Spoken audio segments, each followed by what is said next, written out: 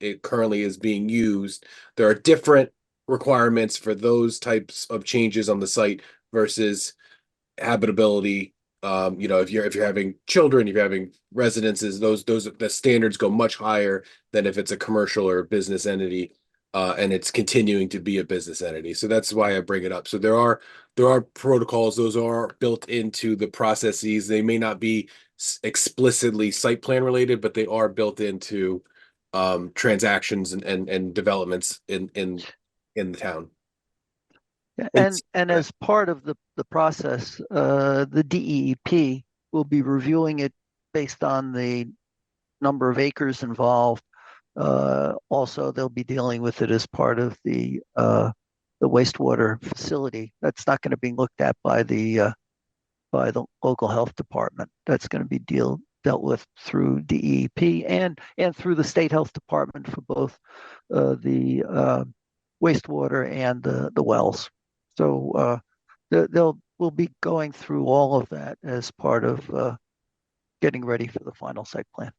Yeah, I think that's a fair point that the size of the project is going to it requires greater scrutiny and more agencies are reviewing it, which are going to happen in that process. So, Yeah, and I have to say we've had great discussion with the New York City DEP.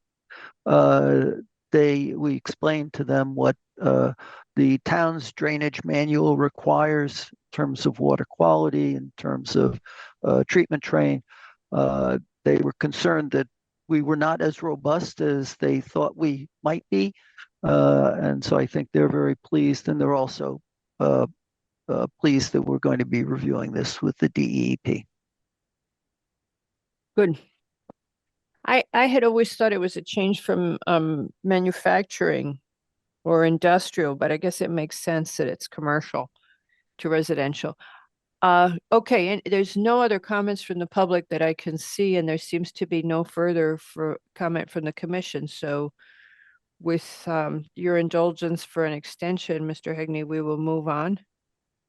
For this one, I was thinking there were no real issues outstanding, and We can't you act, could well, it's the close tricky thing this. for us to close, we could close it, but we're going to have to incorporate, it is not possible that you have, that we move it to final until we have the zoning amendment approved, because there is no possibility we can't move something to final that doesn't have that doesn't comply with our regulations. I Um, don't see how uh, we would do I, that. I, I will provide you with an example because it Okie started this dokie. evening's meeting, and we had 9 Glenville Street, and we weren't able to vote on that because it needed an amendment to the regulations. Oh, right, we And I could and I close it, hadn't but yet filed the yeah. application for the amendment of the regulations. So you adopted the change,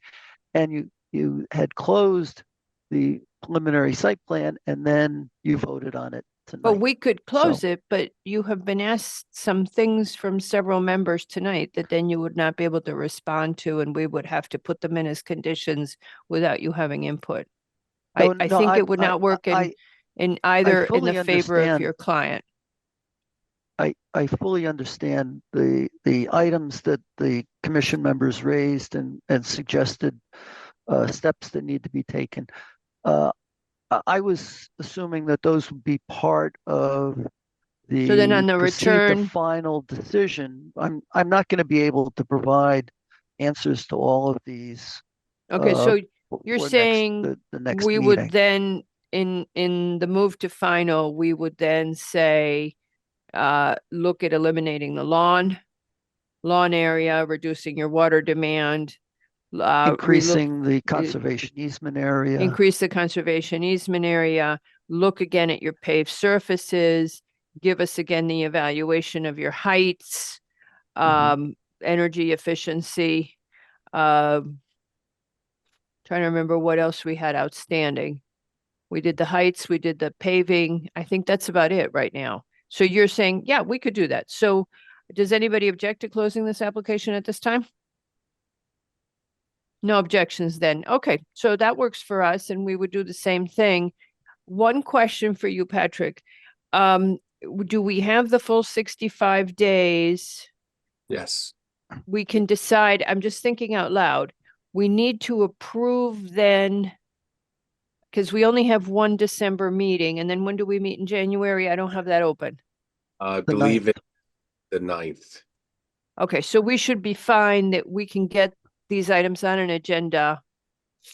And we could, once we have finished the text amendment, whatever we do with it, then we would be able to act on the preliminary. Okay, I'm good with that. At a minimum, at the next meeting, we could close and vote on both these items if in conjunction. So No, that, but that's what I was planning on doing, but Mr. Hegney is asking us to close the prelim Well- tonight.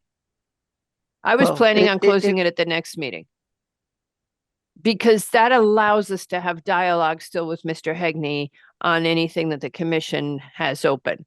Because we're going to be talking about the text amendment. That's what I had in mind, because you know us, we wander off and think about a new thing, and this way Mr. Hegney can respond.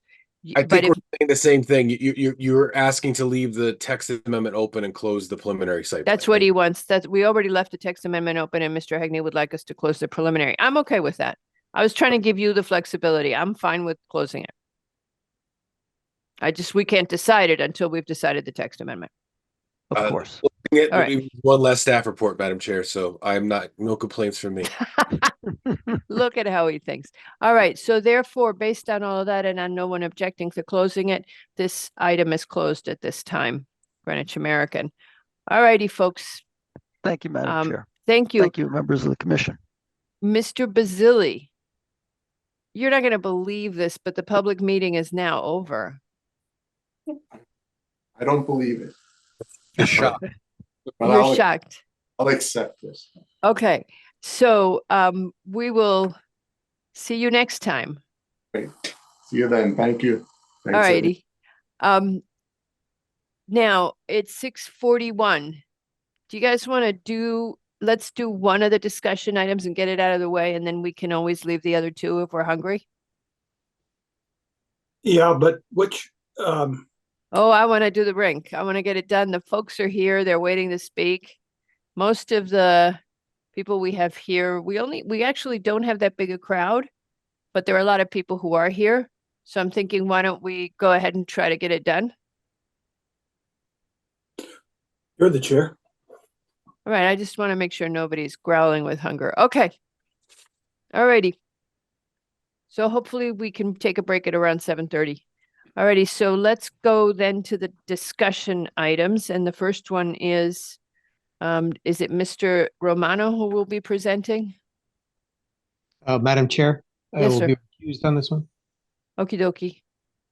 But stay close by because you've gone to a lot of these meetings, so we may want to ask you about some of the history, because and how things developed. I'm not seeing Luigi. There he is, because he was already there. And Joe Siciliano. Hello, both.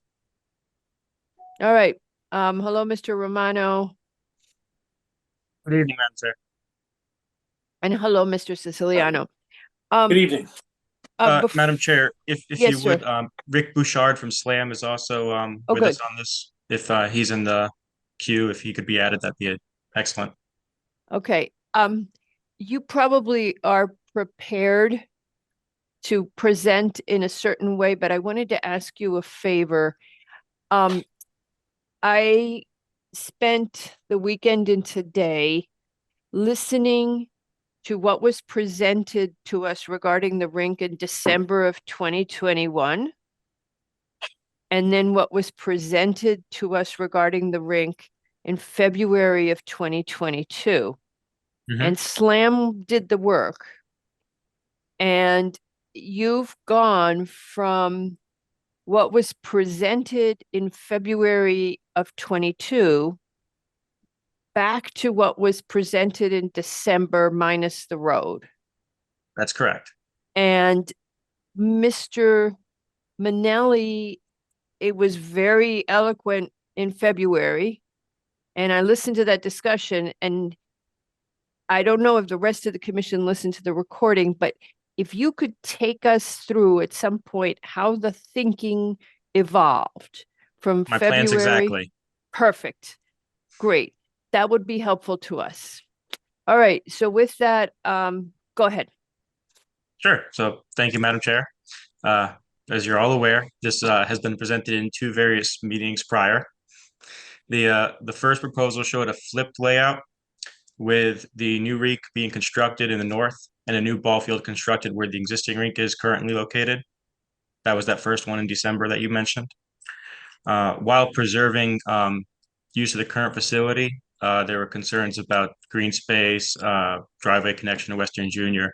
I also was listening to that a little earlier for myself, and we heard all the comments on that, and we made these changes to the second option. The second option was the rebuild in place option. That option had concerns of the disturbance of rock and the extensive grading needing to bring the building down to meet ADA requirements and make it very accessible and equitable for the townspeople of Greenwich. So when Mr. Manelli discusses bringing the building down, Mhm. he says that the ADA challenge that was being addressed is that you would need an 80-foot long ramp from the parking lot up to the rink, Mhm. and that it would have to do a zigzag. That's not quite what you call it. Yeah, a switchback, I believe is what he A referred to. switchback, that you would have to have a switchback. That therefore, in his proposal, they were lowering the rink building by 6 feet by eliminating a berm. Now you're saying that the problem is that that's on rock? No. So I'm saying that the same thing he was saying, that he was saying that the rink needed to come down to meet the roadway to make it Mhm. more accessible to eliminate the Right. need of a switchback. Okay, But from what we're seeing in our geotechnical cores, there is rock in there. So by right. bringing that That's what I down, just asked. yeah, we're planning that would Okay, impact the rock. okay. So there were So, cost concerns from that, and amongst others. And from all this concerns and discussions, we reached a point where we brought a consultant in to perform a community engagement survey to garner additional public opinion. And this is kind of where we start to bridge the gap between those two and where we are today. okay. So we completed we had sorry, can't hear myself talk with the noise canceling headphones in. So the we had a consultant come in and do a community engagement survey. They completed the survey earlier this year and got a response of around 3,000 people. So 2,980 responses to the questions that were asked. One of those questions that was asked was in regards to the location and siting of the new rink, because stemming from that build in place option, there was an additional outcry of the loss of ice and the concern that there was no ice to skate on and maintain programming for functions in town. So the people were asked whether they would support the need, or they, excuse me, let me check my notes. They were asked if they would support flipping the rink with the ball field to eliminate the need of a temporary rink. 84% of the respondents, that's those 3,000 people, responded to this question saying yes, they would support the flip. So we got an 84% positive response on the flipped option. Additionally, the respondents answering no were given an opportunity to share why they did not support the flip. And 1/3 of those respondents answered that the disruption to the ball field and associated programming was the main factor in their considerations. Okay. So from what we can gather from the most public feedback we were able to obtain, the flip seemed to be the most desirable approach forward. This information was brought to the rink user committee in their February meeting, where it was further discussed and voted on, and they moved a motion that the town should proceed with the planning and construction of a new Hamel rink on the footprint of today's Straza Field and a new Straza Field on the footprint of today's rink. So recommending that flip. So following that February meeting, DPW has been working with SLAM in coordination with the Selectman's Office, First Selectman, Rink User Committee, and local community members who attend the rink committee meetings. And all those efforts resulted in the plans that are being presented to you this evening for your input. Question for you. Of the 80, of the people who responded, Mhm. what percent of those people indicated that they skate? I could check the survey results and get back to you on that. Because, and the reason that's important to us Mhm. is you were likelier to get engagement from the skaters. And yet, as we were talking about in the briefing yesterday, we're looking for it to be a complete park, a park that addresses the needs of not just the skaters, but also the ball players and anyone else that wants to enjoy this green space environment. So we'd be Mhm. curious whether you did hear from the non-skaters and to what extent. Hold on a Okay. second, because you got some other questions from the commission. Mr. Yeski. So Yeah. first, the non-skaters. Go ahead, Mr. Yeski. Well, the same thought, but did the questionnaire ask if you're a resident of Greenwich? Yes. And Yes, it was limited to Greenwich residents. Yes. so 100% of the response are Greenwich residents. I believe they confirmed 99% were. 99. Okay. Yeah. Because I think the Um, other part of this is I'd love to understand at some point who actually uses the rink now. Is it 99% Greenwich people or what? Because it's a town project. So, but we don't have to address that right away, but it's a thought down the road. Okay. And I think you had those actually, I believe that you have some information on that. If I didn't see it in the packet that we got this weekend, but I think you had it in a previous packet. Ms. Jenkins. Yeah, I guess a follow-up question on that. Did you ask how close to the location of the rink survey answers were? Were they neighbors or just lived in town? It was pretty much limited to lived in town. We didn't get specific information on where they lived. Yeah. Okay. And did you ask whether they had children or not? Whether they had family members who were used the ball field or the ice rink? Yeah, there were, I want to say there were about 20 something various questions asked in varying subjects in regards to use. That was actually another helpful piece of information as we gathered what the additional uses of the park were. So, for example, walking and running was the number one other use of the park. So that led to the inclusion of a walking and running loop. So you'll see in the new proposal, there's a walkway connection from the Sue Mertz driveway around the ball field and the building back to the roundabout at the end of Sue Mertz Way. So that's those modifications were made in response to the public feedback that we were getting. Okay, that also. So, and the survey itself is posted on the rink replacement website for anyone to view as well, all the data. Yeah. Oh, okay. I didn't realize the that. use for walkers suggests that they're probably neighbors because I can't imagine getting in a car to go there to walk. So. Yep. Or Yeah, you so could have a much friend. more for the local community. All right. Okay, Mr. Siciliano, you have your hand up. Yes, I do. Just want to provide some more information that we use the Parks and Recreation database for households that the people that apply for programs or park passes, and to notify them that the survey was available. We also put it on the town's website. We also put it in our Parks and Recreation newsletter, which has a following of over 20,000 email addresses. And those are some in Greenwich and some out of Greenwich. But obviously, we were just trying to broadcast it as far as we can in order to get people, especially in the community, to participate in the survey itself. And as you can see, we almost had 3,000 responses to the survey, which is a pretty good number. Yeah. So we didn't try to target any one group. We got it out there, and as Mr. Romano said, we were 99% residency responses. So I think we did a very good job of trying to get it out there and target the market of town residents, and not just the skating community, but the ball fields, the ball field users, the park users, and so I think we did a relatively good job of getting it out there. So it has broad coverage. Thank you.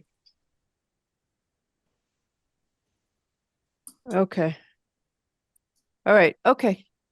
Does that help clear up some Yep. of the transition, Madam Chair? Yep, okay, Perfect. With that, I'd like to ask Rick Bouchard from SLAM to give you a little bit of a summary of the new layout. Would that be helpful? yes, please. All right.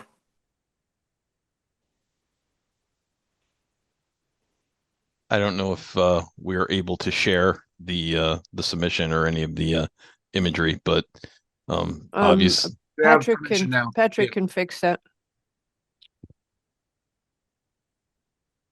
Rick, do you want the product pulled up, or do you have your slideshow? I'll let you do it. Actually, I don't want to mess anything else that's going on. I mean, I could get it if you want me to, but and you can flip forward a couple, Patrick. You can get to the rendered. That's perfect. All right, Right. so I'm just, before you start, I'm just gonna, so question on the survey was, do you or any member of your household attend or participate in programs, hockey teams, figure skate, open skate, etc., at the Dorothy Hamill rink? And 56% of the population said yes, and 44% of the population said no. So that's it does skew to skaters, because I figure that half the town doesn't, that's high that half the town would skate. Perhaps, but I believe a portion of that could also be just people who take advantage of the open skate or things of that nature. Right. Not per se skaters, but But people we're who take it saying, like, yeah. Mhm. But open skate, and it's got open skate in the question, but that's a lot of people. I who must have misheard you. Yeah, it's a lot of people who skate, because I don't think half the town skates. I'd be surprised, but I could be wrong. Okay, go ahead. And I believe there was also, even visitors for whether it was attending open, visually attending to watch a game, youth hockey, things like that were also some of It the says response. attend. Yeah, it says attend. So if you're there to watch your kid play on the high school hockey, yes. Sure. All right. Okay, go ahead, sir. Okay. So just, and I know that you've seen iterations. For those who don't know, SLAM has been involved and was contracted back in 2020. So it's been 3 years now that we've kind of been working with Parks and Rec, with Alan and Luigi on this, and we have looked at a variety of options. For those who don't know, that the original RFP had us putting the rink in the parking lot.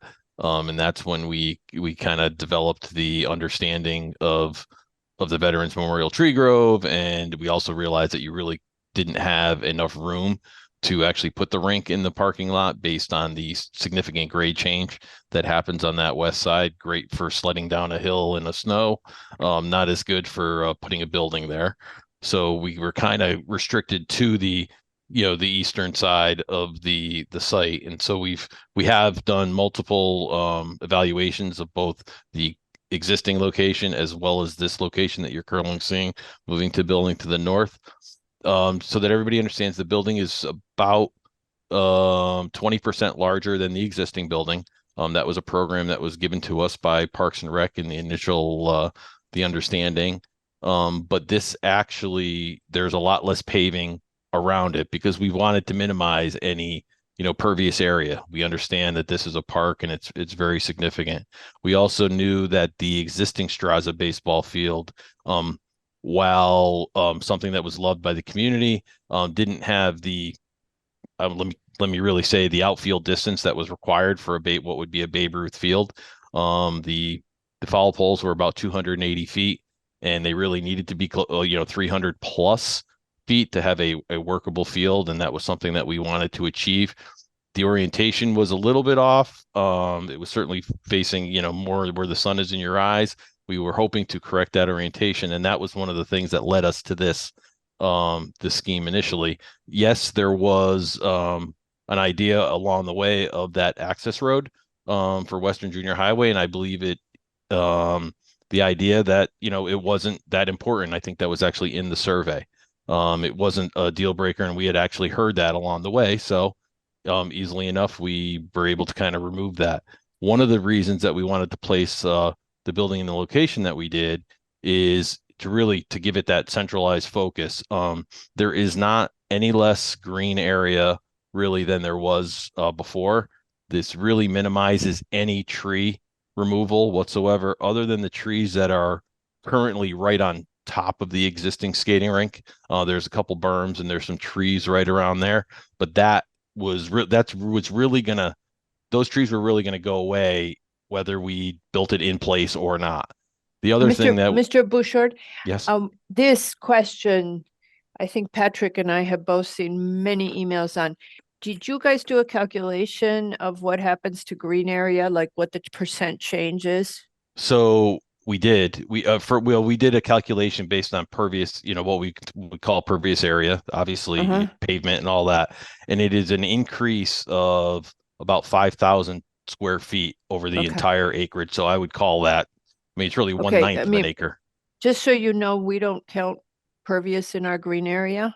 So could you No, subtract out the pervious and tell us how much I green? believe he meant impervious. Yeah, impervious, I meant. So Okay, it's a so 5,000 square foot difference. you have increased the green by 5,000 square foot? Decreased. Decreased. Decreased the green Decreased. by Correct. 5,000 square feet. And you Correct. are leaving the pervious is not counted as green, because I know you have a Correct. piece that's pervious. Okay, Yep, just correct. clarifying. Okay. We'd like to see those numbers. Yeah. Okay. Langen has done, Langen Engineering obviously has been involved as a civil engineer who is part of the layout. They're also doing landscape design. And, we were happy knowing that we were putting in 8,000, a building that was approximately 8 to 10,000 square feet larger than the existing facility, to actually not have as much, change in that green space was actually, very important to us when we were doing that. Okay. So, this scheme really kind of It's a- central. It's Yep. almost, I mean, the building's 8,000 square feet larger and you lost 5,000 feet of green space. So you did a 3,000 foot economy here, right? Yeah, I believe so. Okay. Okay. That feels like the right way to approach it. Obviously, this field is facing a more baseball friendly orientation. It does have 300 feet, plus 300 feet to the foul poles. It does allow us to create that walking trail that would go around, and I think we even calculated that it's almost a mile. Because we understood that was kind of a distance that everybody was looking for. What we are doing with the parking area is we are not adding additional parking. Now the parking is deficient in its size of spaces from, any new project in the park, that would want to be updated. So, and adding the roundabout is a little bit of an idea that can really help us kind of cue traffic. Right now that front, as soon as you pull into, the entrance, you're dropping off like right there, right when you get into the park. This gives us the ability to cue more people when they're being dropped off at the rink, because we also know that Sue Mertz can be a difficult road in the winter, with the hill and the traffic being backed up on there. We do have preliminary traffic study data that was done at the end of last year, while there was still hockey games going. Greenwich High School was at their last couple games of the season. Did not find a significant increase or decrease in park traffic with the games. The last couple games of the season last year. Okay, again, from the recording, Al Manelli talks in February of 22 about doing the traffic study. At the time, schools were not in session, but there was a playoff game. So I'm guessing that I know Mr. Siciliano knew that. I'm guessing he's going to be interested in what happens when everybody's in session. Because at the time we said to Al, well, but the schools aren't in session. He said, yeah, but there was a tournament game. So we wanted to make sure we knew what traffic that generated. Yeah, we can identify. I mean, Langen was out there for multiple days in a row, obviously with the game, without the game. We don't know the exact dates, and we can kind of cross check that. I'm trying to, was it 22 or 23? But I have the discusses information. it on February 15th, 2022 to us. Okay. It could have been done at a different time, but that last traffic survey I know of was 2022, February 15th, 2022, because that's the recording we have. Okay. Just a couple more things, obviously, Luigi did mention, obviously this is able to kind of give us I'm going to call it a level playing field, but a level surface that kind of removes the ability to have to kind of blast down. The borings that we have really indicate that this is a good place to be putting the rink. And then of course the field, once we demolish the existing rink, that's going to be really call it 3 to 4 to 5 feet that we need to kind of bring that field down. We do know that there is rock below part of the existing building because based on information that Alan kind of was able to kind of give us before he retired from previous projects in the past. A concern that we've heard is the ability to incorporate public restrooms in the park. And we do have a couple different scenarios where we can add restrooms that are in the building, but only accessible from the outside, not accessible from the inside. So that would give us the ability to have in the rink area, a couple public restrooms that could be used for the whole park. Folks who are walking, for baseball, those types of events. So those would be a plus, I believe, to the park to have those public restrooms as part of the building. I'm sure there's questions, but I think I'm just quickly, I know you have a lot of shower facilities. You said Yeah. restrooms, you have a lot of shower facilities. I mean, it's not a zoning issue, but I was curious from a cost point of view, if Mr. Siciliano's experience was that the locals actually shower or only the away people do we need, I forget how many it is. I think it's not really outlined as much here, but just curious. It's really what Mr. Siciliano sees as his usage and his lot of it demand. has to do with people. Oh, I'm sorry, Madam Chair. Yeah, go ahead. Thought you were finished. Go ahead. No. A lot of it has to do with not so much the in-house teams, even though we'd like to change some of the patterns of practice where maybe people would come and practice during the earlier part of the day before work or school, and then be able to shower and go off to work or school. And it has to do a lot more with visiting teams that come in. Obviously, they're going to play hockey. They're going to be shower. They want to shower, get back on the bus, and transport back to their hometown, wherever that might be in Connecticut. So there's a lot of that going on. And I think we've right-sized this, even though it seems like a lot, knowing that the locals, the kids that live in town, that play in some of the activities would probably just pack up and go home and shower. It is for the purpose of the scheduling, different hours of opportunity, and also incoming teams that the men's teams, varsity, junior varsity, men's and female teams that come in to town to play, and any other competition that we might have where people are coming in from other locations. Thank you. Okay, go ahead, You're Mr. welcome. Bouchard. I think I'm all good. If there's any other questions, be happy to address them. Well, I'd like to. go ahead. Go ahead. Yes, Joe Siciliano, I'm sorry, I didn't mean to. No, go ahead. No. I'd like to say that specifically what we've done here is that after the survey, we took a lot of the comments that were in the survey. I mean, obviously we had 3,000 responses, but some of the good stuff is really in the comments that people make about the greenery, the walking trail, the indoor, outdoor bathrooms, as we might call them, to service the park. Not disrupting the greenery of the tree line that currently shades the building or protects the building from the apartment complex across the street. We took all of this into consideration through those comments. That was a real important part of the survey, is to listen to that, so that we were making these corrections in the first plans. I mean, basically, it was the first plan that we started out with, the flip-flop presentation, the first one, to see if we can kind of incorporate some of the wishes of the community and what we were hearing from people. A lot of the people that made these comments were locals to the Barham area, because they frequent the park for other uses other than skating. They go there for walking. They go there to walk their dogs. They go there for field use.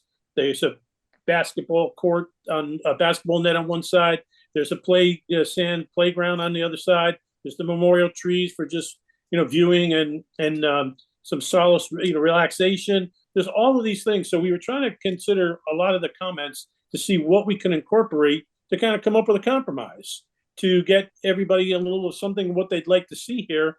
including a new rink, including a new baseball diamond. I was there back in, I do know Sal Straz, I did know Sal Straz, excuse me, a dedicated coach, sportsman, and player of baseball, and that's why the field originally was named after him. He would be elated to see this field come into this kind of this field being renewed with actual sizes, all the amenities that we need to have a field where we can play Babe Ruth baseball. He was all about that junior Babe Ruth and Babe Ruth, and I know the person. I would think he'd be over the moon to see this type of field being put in with, again, his name being on a field like this. So we try to take all of that into consideration. And you're doing Thank all you. natural. You're doing all natural turf for the field, right? For the baseball. Yeah, yes, Excuse me?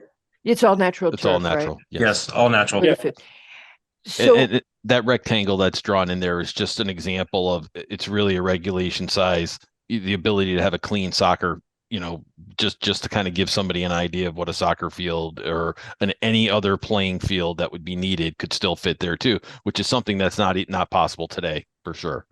yeah, I remember them talking about in the configuration Al had, they turned the field so that it could have a longer line on it. Okay, Mhm. Patrick LaRoe has something to say, and then Dennis Yeski.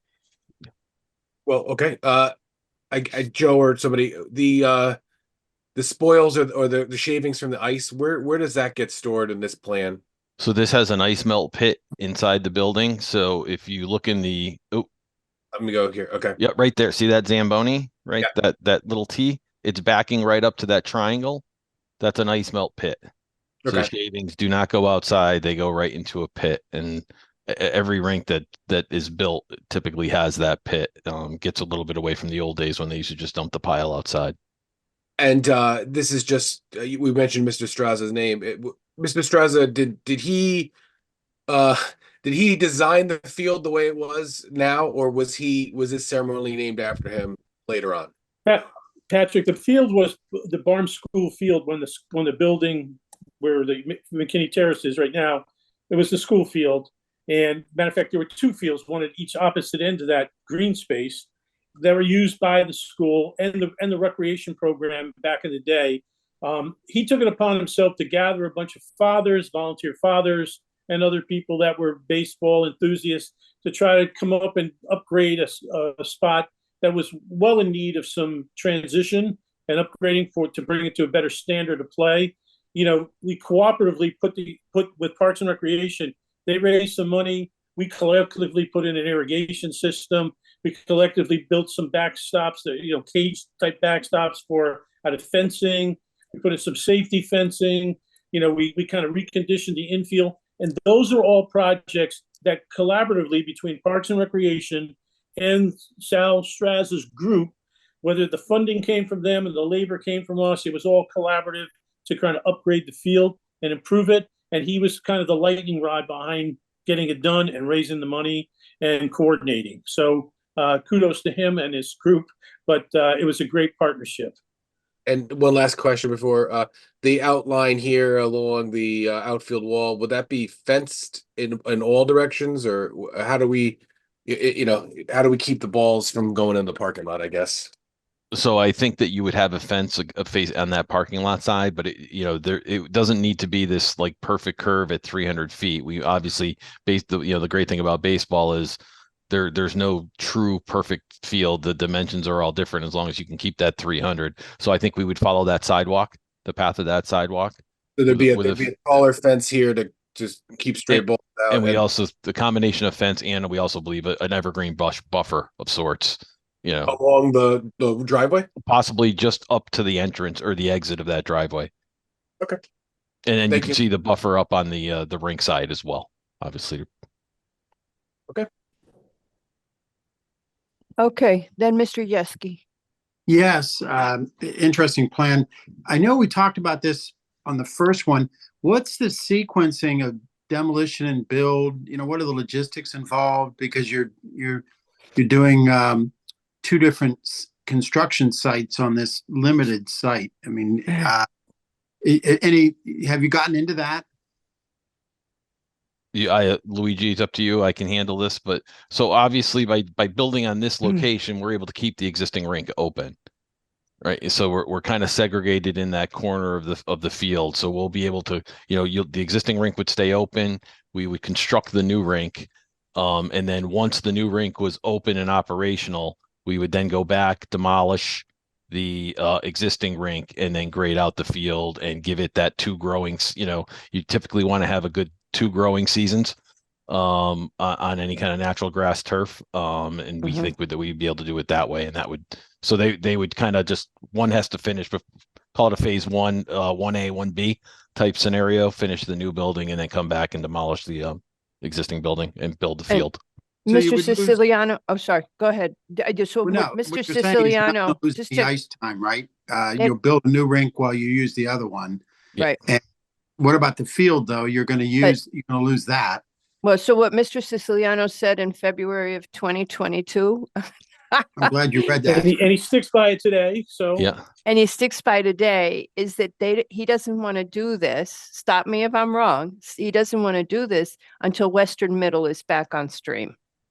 So what I said is that we would coordinate it so that we would have to get Western Middle School back, the ball field at Western Middle School back online in order to be able to do this construction, only because we would lose a field that is really needed, and we couldn't have 2 fields down in the western end of town at the same time. So the coordination of this project and timing is critical to work with the Western Middle School remediation project, which is now becoming underway. So there is a timing issue here, and we're willing to do it that way so that we don't impact, too many programs in the western end of town. And our comment in December of 21 was that it seemed to us you're tearing apart a whole park and moving where the footprint was. Why not keep the rink in place and build it on site and have a temporary rink somewhere? And we sent them to explore that option. They came back in February of 22 with that option. Rink remains in place, but the baseball field gets turned so that it's closer to regulation because it allows apparently a longer distance. Don't skate, don't play baseball. No. So that's what they came back with. Now, what I'm understanding is that what the key evolution is that eliminating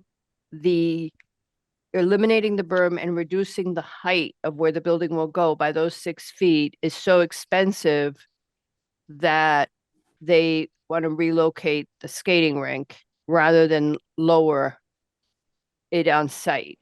What we kept asking in December was, yeah, okay, and you're worried about losing skating time, but what's the trade-off? Tearing up a park completely versus losing some skating time when you're already not getting, fully competitive use anyway. So they went off to explore an alternate skating rink location. I believe the site chosen was Roger Sherman Baldwin. Somebody correct me if I'm wrong, because I can speak to that a little bit. Yeah, and that Yeah, so didn't work. oh. That didn't work because we use Roger Sherman Baldwin Mhm. a lot, and it's a very valuable park in town. So basically, that location didn't work because of the timing and because of the town needs it. So I don't know where you went, Mr. Romano, after that, if there were alternate locations that you could have considered. Yeah, Well, there's so also we, the, go ahead, Go Jeff. ahead. there's also the cost driver here in putting up a temporary rink. Right. The cost driver is probably if this project takes 18 months to 2 years to build a new rink on site in its current location, we'd be out of skating time for 2 seasons, which is, not only our general skating program, but all the high school programs would be displaced and some of the private school programs would be displaced. So at the end of the day, we're probably talking to put up a temporary rink somewhere around $3 million. It would add cost to this project when we could currently use the existing rink and do this phasing in of the current site, and still be cognizant of the baseball program and other things that need to take place. So that was a lot of the issue about why we keep coming back to this flip-flop proposal. But Luigi can talk to some of the other sites that we explored. Okay. Thanks. Yeah, we explored several sites, Roger Sherman being one standout, and Straza Field actually being a second for a temporary, so that we would erect a temporary in Straza Field and then rebuild in place. But even with the build in place option, the ball field would still be disturbed if we built a temporary rink at Roger Sherman or a similar Right. area Because because you of all the wanted to staging turn and it. other construction activities. So regardless of which Well, you option could- was chosen, the disturbed area would remain similar. Well, wouldn't you use the parking lot for your staging area? You'd use that for some, but there's a question on access from the contractor. There's a potential for them to come up. I can't really point to it with my mouse, but if you look in the top northeast corner of this site plan, there's a little access way into the back of that ball field. And some of the larger steel and other things that they may need to come up that way if they can't make the turn onto Sue Mertz. So there's some, finer details to be sorted out as we move towards final site plan. But there would certainly be a disturbance in the outfield for sure of that ball Yeah. field. But what's the thing that we keep coming back to, and there's some comfort to me in what Mr. Siciliano's comments are, what we keep coming back to is Byram is seeing a huge development press, more than any other part of town. We see a lot of higher density construction. We've seen 830G applications. We've been fortunate. Most of those haven't been big, but it was naturally always a more dense part of town. There is not enough in our minds. There needs to be ample green, whatever green space we can get for Byram is critical. And we didn't want to lose the natural space, any of the natural space, and we don't want to reduce what is green in Byram because it needs this park area. And there's a whole movement about compensating for your density. Well, Mr. Siciliano could probably give the PhD speech on it by having ample parks. Look at New York City. And so again, that was our major struggle. We don't consider in terms of, hey, you're giving up a year and a half of ice time. It's not relevant to us. As what is most relevant to us is what is in the long-term best interest of the residents, not what are the short-term trade-offs. So if you could get more green space, the highest amount of green space possible, and the most park-like setting, would this still be the design, what you're proposing? I think we believe so. Yeah. Because that's the doubt. Absolutely. That if you left the rink where it is, and okay, so the field's not big enough, you left the field the way it is, you wouldn't be reducing your green space at all. But I think you need to think of it this way, though. We have Mhm, a go. field that's usable, but it doesn't meet any standard of Yeah, I usable. know. Okay. I get it. And if you built a new rink We in have- the we- current we- location, you would be reducing the green space. We scheduled Right. we scheduled 28,000 hours of field time last year throughout the whole Wow. town of Greenwich. Wow. So it's an enormous task to do Yeah. this.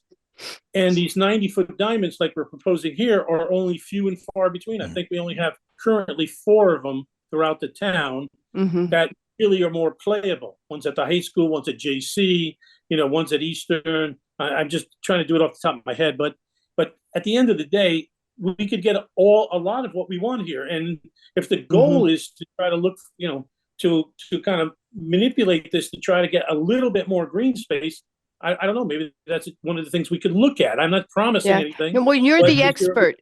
You're is the the way to do expert it. on optimizing. What we're looking for is to optimize park rather than athletic facility. That's the bottom line. And that's what we were talking about yesterday. Mhm. What we were saying is we want to optimize total park, not athletic facility, because the demand, especially in Byram, the need is for total park. The number of trees, and that's a way to think, the trees, the walking paths that aren't impervious, etc. How do you recreate the town jewels, Bruce Mhm. and Todd's. Okay, you're not going to get there, but how close can you get to a beautiful park rather than a beautiful athletic facility? Okay, I got a lot of commissioners who want to ask questions. Mr. Yeski, you still have your hand up. You still have a question? No, I'm, Okay, then I Mr. Wells and then Mr. Levy. Yeah, quick comment and then a question. And the comment is, I think the problem is there aren't enough playing fields. There aren't enough basically playing fields and parks in the town. And so from December 2021, what has happened in the meantime? We've had an open space plan come out, and during that time period, 125 acres of formerly Rockefeller land has passed into private hands. Greenwich Academy paid $18 million for 54 acres off Glenville. Wouldn't that have been a wonderful opportunity for the town to purchase that? You could probably put 2 rinks in there. We probably need 2 rinks. I mean, I can't imagine 1 rink in the town of Greenwich for a population of 60,000 is sufficient. So it just seems that the town is not spending money to expand either its open space or the parks, the recreational fields. Meanwhile, the country clubs and the private schools keep expanding. So pretty much the open space will end up in private hands. So that's the comment. The question is, and this goes back to something that Peter Levy was talking about, but I won't put it on him, and that is, why couldn't you keep your new rink where you plan on putting it, but put a garage underneath it so it's on top of it? Now you could say, oh, gee, that's physically impossible. It's not. Brunswick has their hockey rink over a big field house, so there's no reason you couldn't do it and turn that existing parking lot into open space.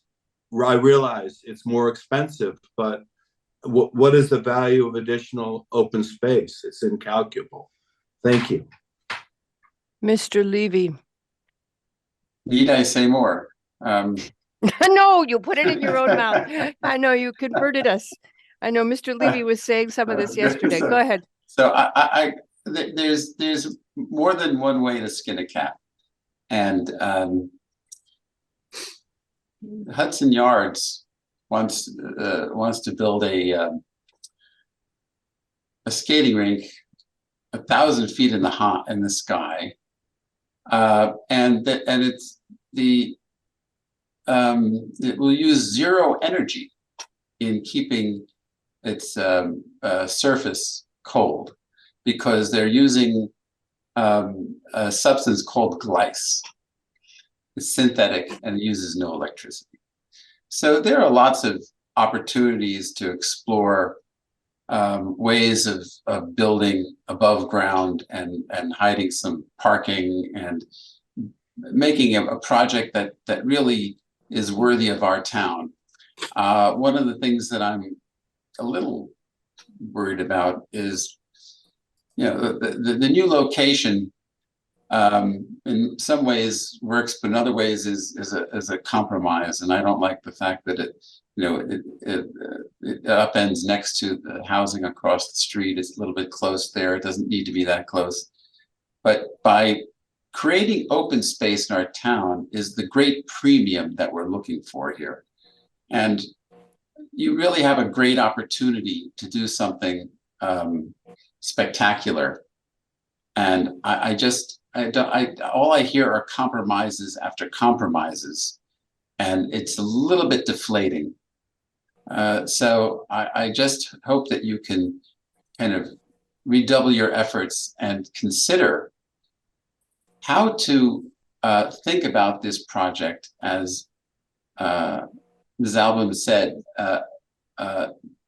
to preserve green space and make this a model for the town. And that doesn't mean that everything is so convenient and it accommodates everybody.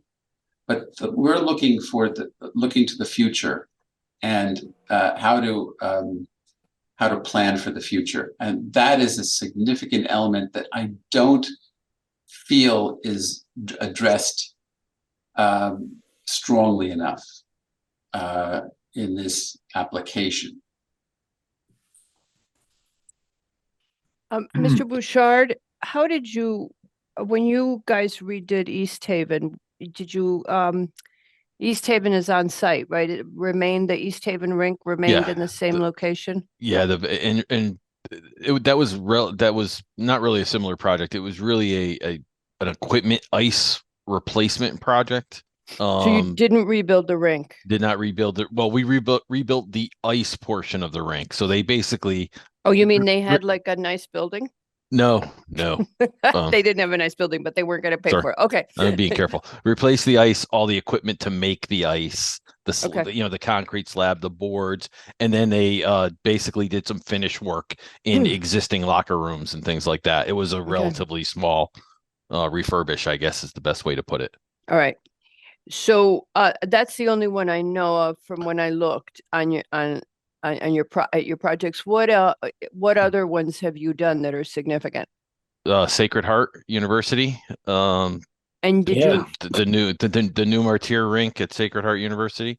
and did you do that on site or did you relocate it? So that was relocated to the GE property that they purchased. Oh, because they Sacred purchased. Heart. Yeah, Yeah, so you don't want to remind Peter Levy that I'm you know, sorry. or whoever it was who said it, that Arn Wells, that we should. I'm sure it breaks Mr. Siciliano's heart that we don't buy him more parkland. Well, I Because mean, they he's basically, probably I think asking. He's asking for it all the time. Go ahead. but so they obviously purchased the old GE property and have converted that to their west campus actually. So they're actually moving sports, academics, all of that over there. But so that's a brand new facility. Got it. And then obviously we're working at Boston College. Right now we've got quite a few of them that are ongoing, and then there's been some other public and private universities that I was just trying to, I wasn't getting so much to your resume as to Nope. how this trade-off was. If people are giving up skating time in exchange for being able to keep a rink where it's currently located, and how they do that, because you've been on this project the whole time and we flip-flopped so many times. I mean, I've seen so many layouts for this. Let me go quickly to Mr. Lowe. So that's another question we're asking you is, what have other folks done? What's best practice out there? In our list of questions. Mr. Lowe?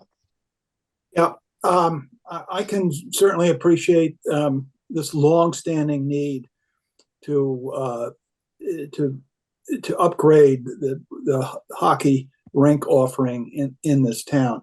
And they're probably, to Mr. Wells's comment, there, ideally we'd have two rinks. I'm sure there's sufficient demand. And to piggyback further on comments from fellow commissioners, and add a little fillip to it, parking lots and hockey rinks are not by nature soothing to the eye. And if there's, they just aren't, right? So, and parkland is, and open space is at a premium, as several of others have said. And I also support further exploration of consolidating in some fashion this parking surface that's serving that one purpose, and with this not always pleasant to the eye structure. Mm-hmm. And even if you could have a partial covering of or inserting the parking under and in the same footprint as the rink, that would go at least some small measure toward giving us more of this green space and parkland feel. Okay. Should we turn to public comment? Okay. We have hands up. All right. Mr. Kantorsky is do you want to take the screen down? Because it's not even the new layout. So it's okay. So Mr. Kantorsky, who is the head of the BNA.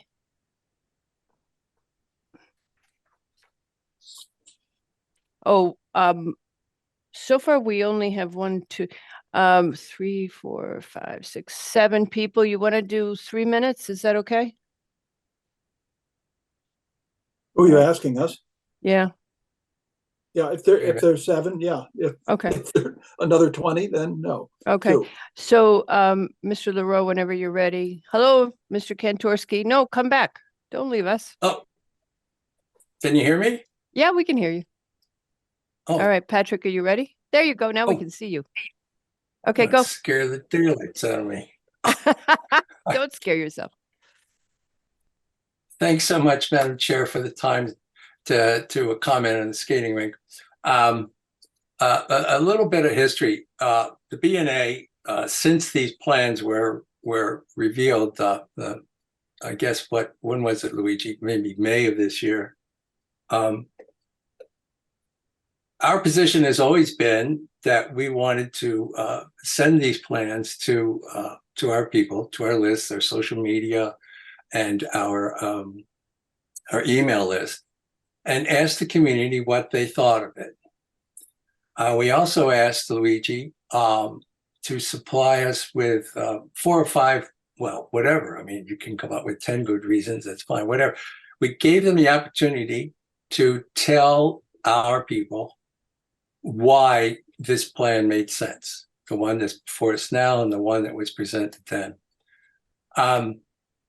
And our intention was actually, we sent an email out, our intention was misread by some people who thought that by sending out the information from the town in detail with the benefits, that the BNA had signed off on this. Accompanying that email, this was in October of this year, was the opportunity for our residents to say yay or nay to what we had presented. I will say that it is with great pride that we take working with Luigi about this directly. Now, the survey came back and 64% of the people who answered the survey said that the building should not be moved. In fact, that's been our position right along. And that position is based directly on feedback from our community. We ran another survey asking the same question: should the rink be relocated? Because that seems to be the biggest sticking point here. And 88% of the people this year said yes, that they should build it where it is. I could make a huge list, and I'm sure the list is out there, all the considerations, everything that we are all trying to figure out what's best. Big decisions are being made here. 50 years, I think. I'll be 130 when the rink is no longer there. But the point I want to make is we are always interested, and I'm sure the town is too, in what the residents of Byram think. So, in fact, we sent the survey, the drawings out and everything, right? So a number of questions always arise, but one of the things is cost. And I heard today that someone said that the green space could be lost by building it in the same place that it is now. I'm pretty sure I heard that. So if that's the case, will we lose green space if the building were replaced where it is now? The other side of that question is, will it be increased? Okay. By what is being planned here? That's your key question, because you're out of time. Okay. All right. Okay. If we have some time at the end, we'll call you back. Thank you. So from what I understood, you hadn't done that math, Mr. Romano. Which math was that, Madam Chair? If we had kept the rink on site, what happens to green space? So the rink would be the same footprint, so the green space would be about the same. Well, the rink would be bigger. No, the proposed rink. Well, the rink is bigger than the existing rink because it's 85 by 200, right? That's correct. The ice is, yes. Your new rink is bigger, and so you would have to lose some green space. Yes, yeah. Similar to, so I think the question was, is there a loss of green space and the build in place option versus the flip? Right. And those would be And comparable because we Okay. are still another putting in thing a to, bigger building. okay, another thing to confirm. Mr. Alexander, Peter Alexander is next. I tried to get you in and you didn't come in. And again, folks, it's 3 minutes because that's a lot of time. Mr. Siciliano, did you want to add something? We love working with the Barn Neighborhood Association, and we will continue to do that. I think Mr. Zantorski should have told you, I mean, he gave you the percentages of respondents, but he didn't tell you the number of respondents, okay? How many people actually took the survey, which it's just a factor that we did a townwide survey and had almost 3,000, and I think this was less than 75 people. Okay. Thank you. Mr. Alexander, if you would go ahead, you have 3 minutes.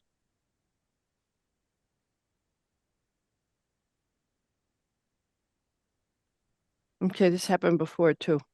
I'm going to bring in Rick Lowe in the meantime. All right, Mr. Lowe.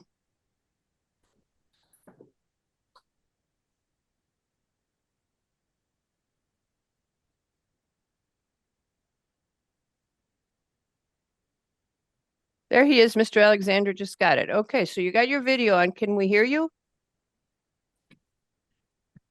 No, he muted. Okay. Mr. Lowe, if you would go. Hello, Rick Lowe. Okay, me? hello, Mr. Lowe. Hi there, Rick Lowe.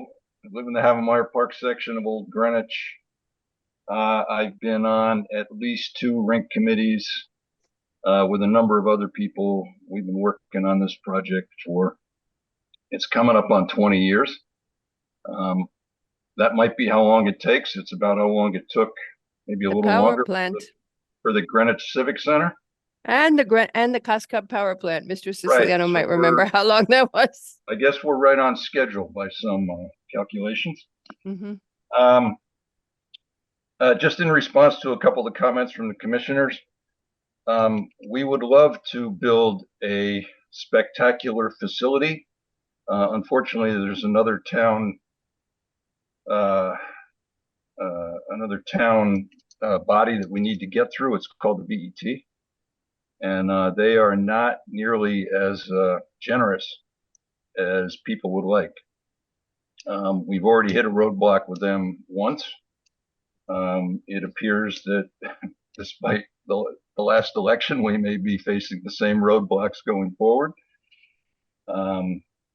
So yes, we would like to make a spectacular facility, but you know, our hands are kind of tied. What you have before you is a common sense plan based on what we have to work with in our town today.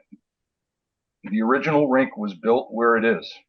It's there. It's been there for 50 years. In the meantime, the town has evolved. There's a lot less, as we're all talking about, there's a lot less in the way of options as to where you could put a rink today. We're trying to deal with that with this plan. The green space stays pretty close to the same with the plan that we're working on today.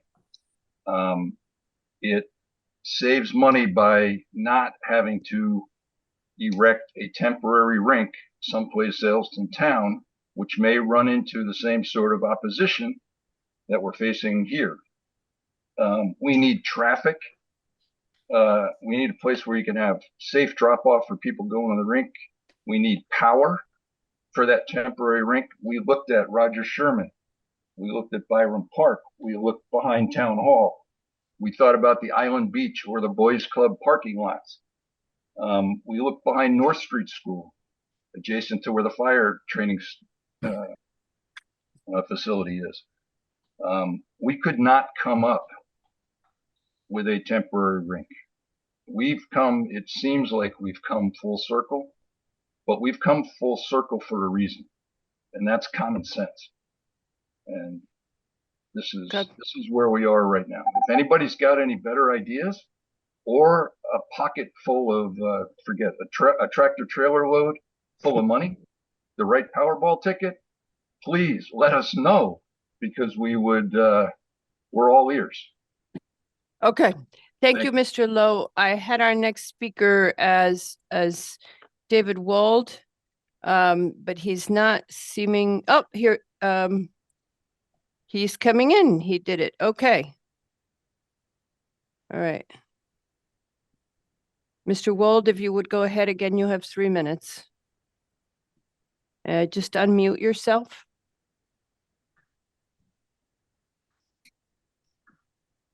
All right. While Mr. Wald and Mr. Alexander are figuring out their sound, I'm going to go to Lucy von Brockel. Can you hear me now? Yes, you're good. Okay, Lucy, you're Hi. coming in anyway. All right, go ahead, Mr. Wald. Okay, I've been listening to the presentation and the questions from the commission, and I wonder, since the park as it is today is basically 100 years old next year, if anybody has looked at the historical aspect of this park in the Byram district. If we go back and look at what the Board of Ed or the Byram School Commission did, was that they donated a land for the rink where the current rink is standing today. It was, from what I've read, specifically emphasized that if it does not go past the RTM, etc., and become a rink there, it goes back to the park or to the school park. So I'm just looking at that, and I'm seeing application is for 2 properties. SLAM and DPW says that it's about 5,000 square feet of green space that is being lost in the total 13 acres. But if you split it and you see that it's almost 80,000 square feet that the rink donated property is, and in 1990-91, DPW promised the Planning and Zoning Commission that they would not take any more land in the park for asphalt or concrete. Another aspect is that an early point in the KG&D's report from September 4 years ago was that we maintained the ADA parking next to the skating rink. To be able to minimize it to only 5,000 square feet that we lose in the total park area, they have removed the ADA parking. There is no parking next to the building. When it comes to the walkway, if you look at the walkway, it doesn't give you access to Memorial Park. It just goes around the rink and the ball field. There is no way that people in the Memorial Park can walk to the ice rink or to the baseball field because of the traffic circle. The traffic circle has a green belt around it. DPW, I asked, would that be the walkway to the playground that they have put into the narrative? No, that would be green space because it crosses over the very specific awkward shape of the Memorial Grove that DPW forced through the Board of Selectmen. But if you're putting in a walkway there, you're crossing over the Memorial Park. If you're looking at the Memorial Park, you have a walkway down to the parking lot and to the drop-off zone today. There is no walkway that elderly people can get to the Memorial Park. Eugene Morlow never skated in his life. Okay, time, Mr. Wald. We'll see you next time, or just send us your comments. Mr. Alexander, have you gotten your sound to work? No. Ms. von Brockel, if you would go ahead. Hi, thank you so much. So I want to start with just emphasizing the fact that the premise for flipping this has, until recently when cost has been discussed, been all about losing 1.5 years of ice time. So we're redesigning an entire park and bifurcating it with a big building, putting a big building closer to more housing, and all of the mechanicals and everything that are going to be running all of the time right next to housing. I think this is a big problem because, well, this in terms of what planning and zoning does shouldn't play a role. I want to point out that other community groups have dealt with displacement and made do. I don't think that, as someone said to me, that hockey would be canceled if we didn't flip the rink and had some loss of ice time. I don't buy that. North Miamis wasn't canceled when the ceiling fell down. Cobb wasn't canceled when it was flooded. The Boys and Girls Club hasn't been canceled, even though they've had to deal with some major displacement. The Eastern Greenwich Civic Center has been closed and OGRCC has handled it. This is not a life or death thing, the loss of ice time. And I also, want to point out that we keep talking about cost, but every time we've asked about cost, and I don't know that this is your purview anyway, a lot of it's just been guesstimates. We still don't really have a lot of information about that. I think if you're, looking at the POCD and the open space plan, there's a lot more about maintaining things the way they are and keeping the building in its current footprint that we're focusing on with the POCD and townwide concerns. And lastly, just because this keeps coming up, and I'm going to try and be quick, I know I'm all over the place. The questionnaire, the survey that keeps coming up, and the one question that keeps being referred to is question 17 about flipping the rink. It says to eliminate the need to construct a temporary skating rink. And we have not established, as far as I'm concerned, that there is a need to construct a temporary skating rink. So that question, when it was asked, was loaded. It assumed that we had to do all sorts of things, there would be cost involved. So I don't really think that that question and those answers are particularly valid. And they also don't take into consideration the fact that this is a residential neighborhood and a very dense neighborhood. It's an economic justice zone. We're lacking trees. And a big issue to me is that we're not looking at this holistically. Western Middle School is going to have all of their fields replaced with artificial turf, which you can't use for passive recreation.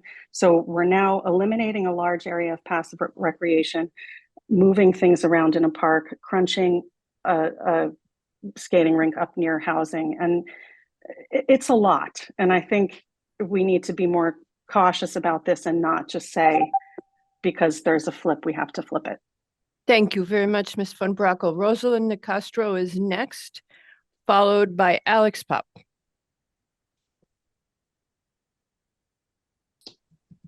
And if you would unmute Ms. Nicastro. There she Hello? goes. Hi. Am I there? Yes, Hi. you're here. You're all set. Thank you. My name is Rosalind Nicastro. I'm a member of the District 3 RTM. I'm currently vice chair. I happen to live across the street at Greenwich Place. It's a beautiful area. The whole area is quiet. We have a view of the park in the winter, and you'd never know there was a skating rink across the street. There are approximately 700 residents. We are, I feel, the most impacted, even though we're not Byram, we're technically Chickahominy. Well, I see you as one combined western side of town most of the time, so go ahead. I have not done any canvassing in our area or any questionnaires, mainly because the plans kept changing. And I didn't want to scare off residents.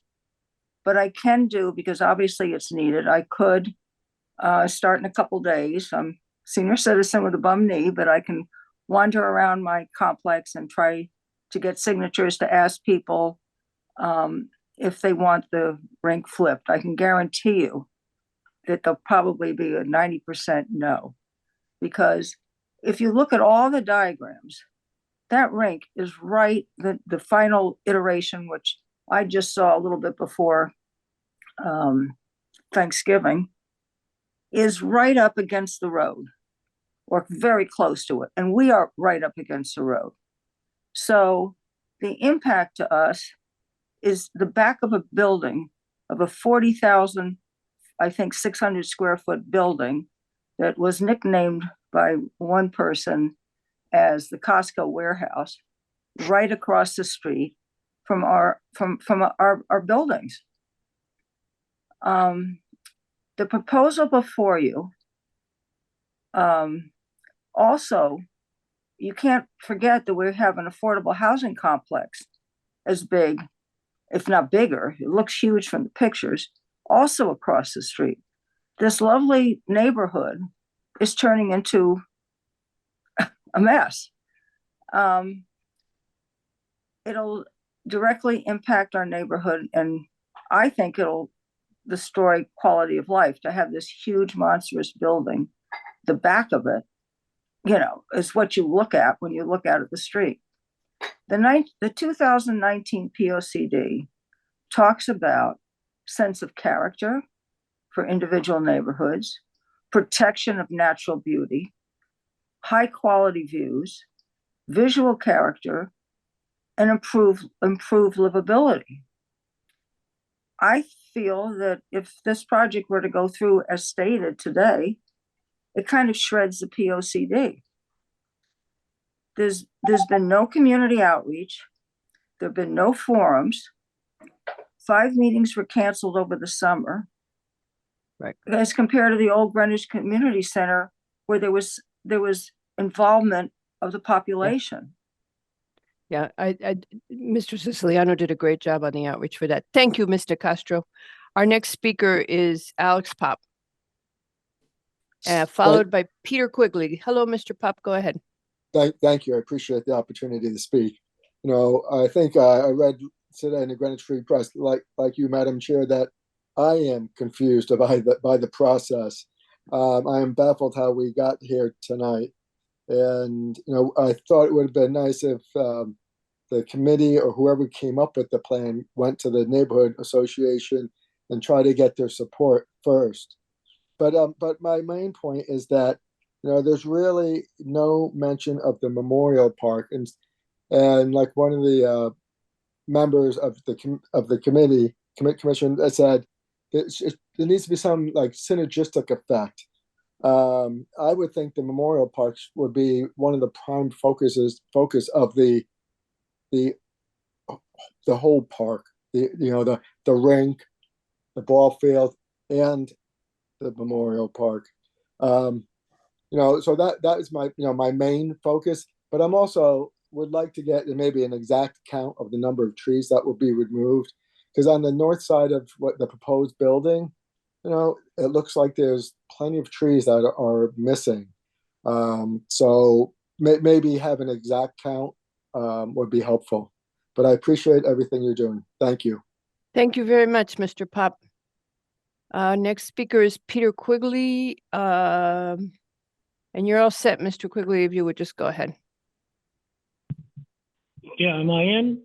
Yes. Ms. Albin, thank you very much.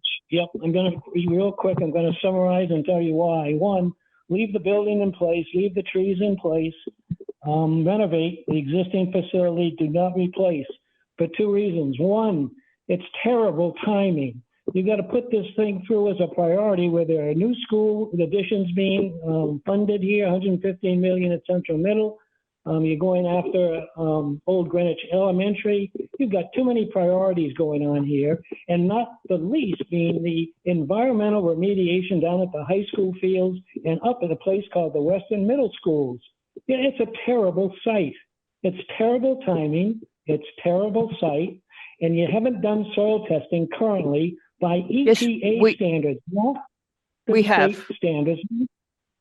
You have done testing, to my knowledge. I was in the committee meeting 3 weeks ago where they did it in 2019, if I'm correct. Now, I may be wrong. Done by a company called Osprey Engineering. Osprey Engineering that same year was being put through a lawsuit at Fairfield, town of Fairfield, for fraud. And it was the same person, same company that was doing soil testing. I would suggest you have Langen do the soil testing. They are responsible. You would think, because of the work they've done already, they would do current soil testing. So I'd ask you to get soil testing by the EPA standards. We're not talking about surveys and costs, really. You're talking about the health and safety of the kids playing hockey there, the public that are congregating there, and these sites environmentally have to be cleaned up with a landfill that clearly has been identified as carcinogenic. You need EPA standards, not the poor state standards that are being used, and use Langen, not Osprey, or use another company called Clean Earth. I don't have enough time left in 3 minutes to do what has been, as Ms. Albin knows, 15 years of dealing with these issues. But I'll leave you with that.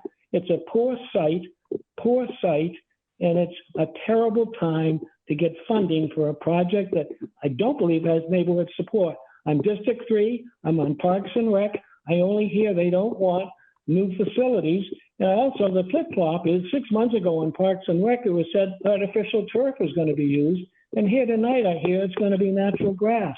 The flip-flopping going on here is very confusing. Thank you all very much. Sorry for the speed of this delivery. Thank Well, you you. had 40 seconds left. Thank you very much, Mr. Quigley. Before Ms. Kilgallen goes ahead, Mr. Romano, in December of 21, I asked Al Manelli to test around the existing footprint of the building for whether or not there was contamination. Mr.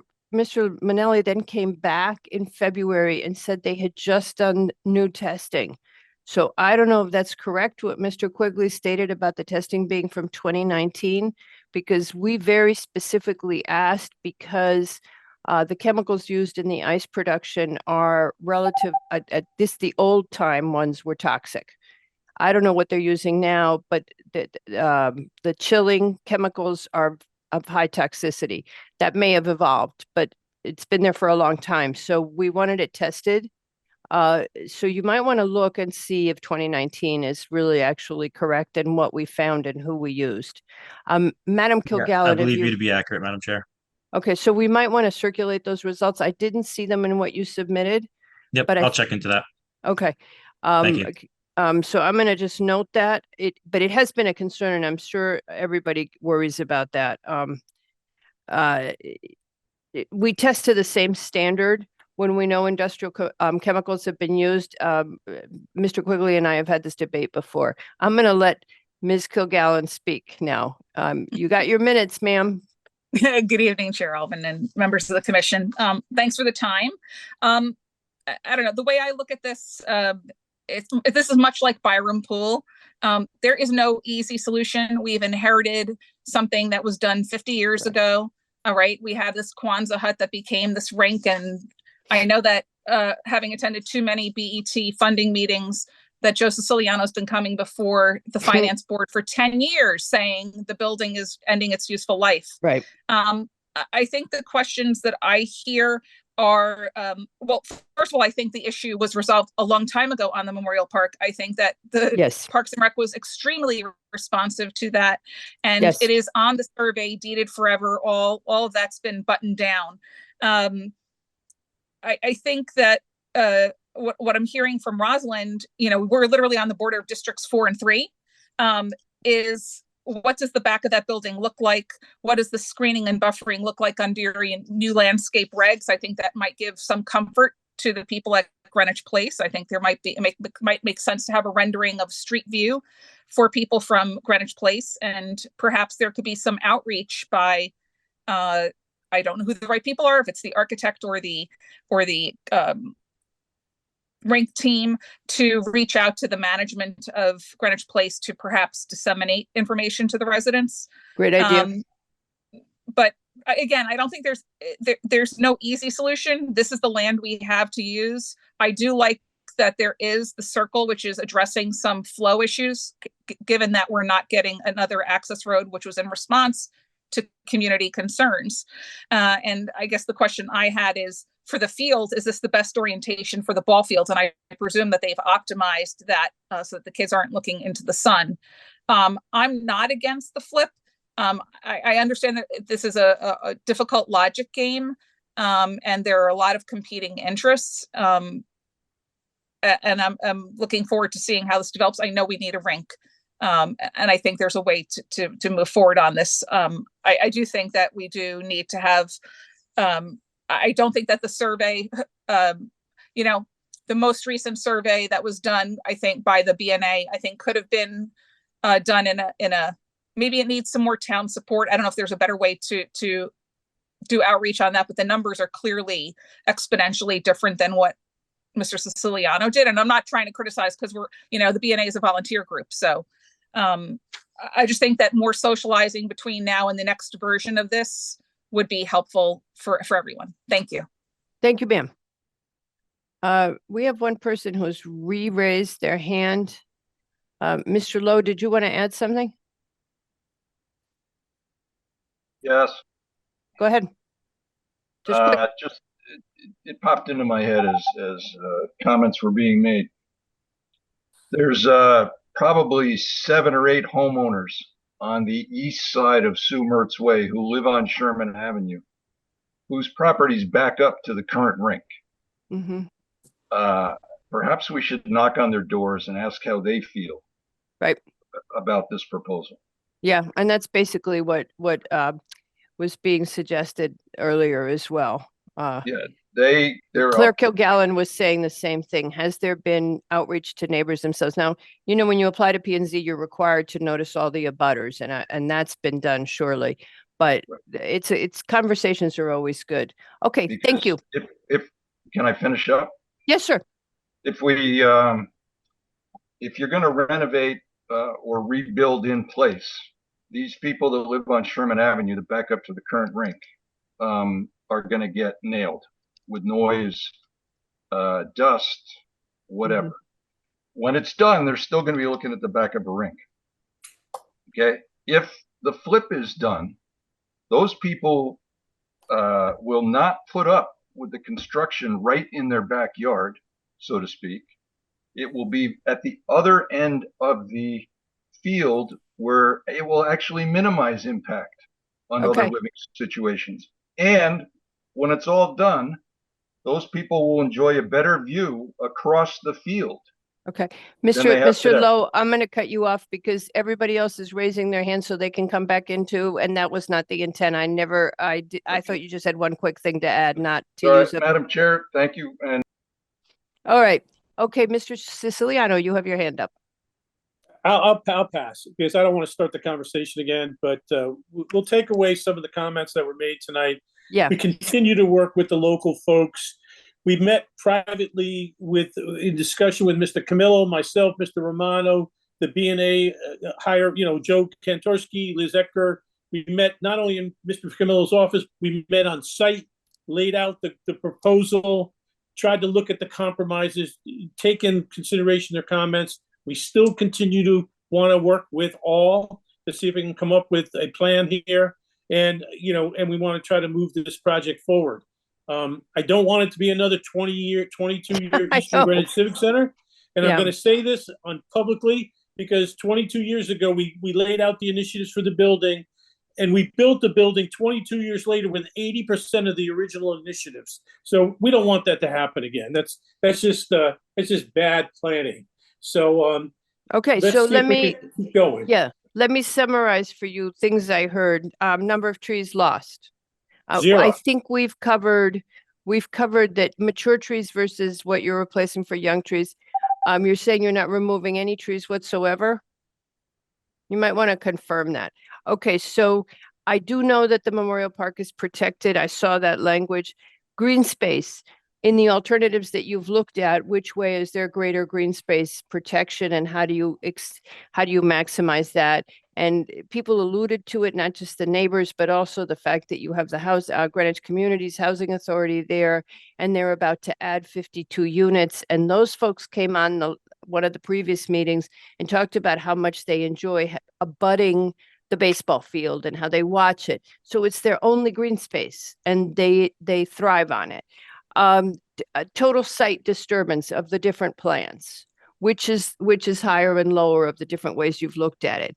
The point I think that Arn Wells raised, which was, can you put the parking underneath, or was it Peter Lowe? Whoever said it, can you combine the parking and the rink somehow? Also, in that regard, everybody keeps talking about the 80-foot long ramp to get from the parking to the skating rink. Well, why can't the ADA parking be right by the skating rink? Why do they have to ramp? It seems like they should be right next. Would you be able to then not have to lower the building?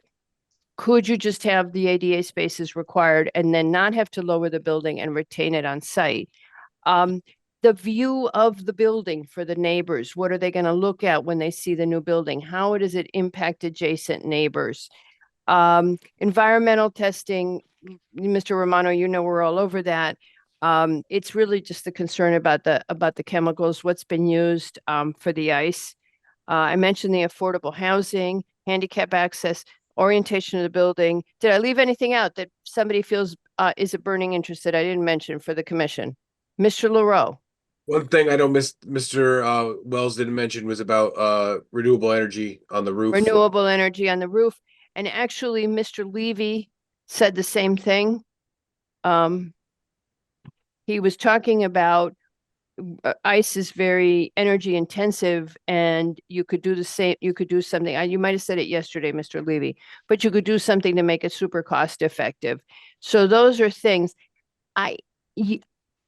we remain to be convinced about this layout. We are trying to be supportive and open. We want the town to have great recreation facility, but our first commitment is to the green space and the open space and to the community character. And we particularly, as we look at the fact that there is affordable housing adjacent, that the term is environmental justice, and you want to have lots of green trees and stuff. And Mr. Siciliano is great at that. Mr. Levy, do you want to add anything to those comments that we closed with? Yes, I just wanted to reiterate that, we don't get into cost issues. No, we do not. Not which our is purview. So tempting. I appreciate how that was brought up, and there are some of those concerns, but we don't deal with that here. We're trying to we deal with other things that are strategic to the planning and the zoning of our town, and those need to be addressed. So, and we have this opportunity to address them. So we appreciate your help in doing this. And we know there are some BT members listening, and we try to be sensitive to what the BT is going to be thinking about. As you go and talk to them, they're going to be wanting to know if this is the most cost-effective project. I believe they will be less interested in whether there's a loss of 1.5 years of skate time. The first question is this cost-effective? And then to what everybody kept saying here, is this the project that's for the next 50 years is a great legacy? That's what we want to, if we have to make some sacrifices in the next 1.5 years in exchange for a great park, then that's what we do. A park that meets the neighbors' needs. So I know Mr. Siciliano's all on board with that kind of concept because I see what he does all through town. But it's just a question that we get to the same place with this. Anything I've left out at this point? All right, so I think we've given you lots of things to think about. I hope we have. And we welcome you to come back for another discussion like this one that you don't have to have full plans for. You can just come back and noodle things with us, or come back with a presentation of a final an application. Okay, thank you, folks. Thank you, Madam Chairman. Thank you very much, Madam Chair. This is very helpful. And Thank you all. okay, dinner time. Second. All right. 8:32, folks. We just we're gonna take that break. I got hungry people here. Roger that. Roger that. Hello, Mr. Tessie.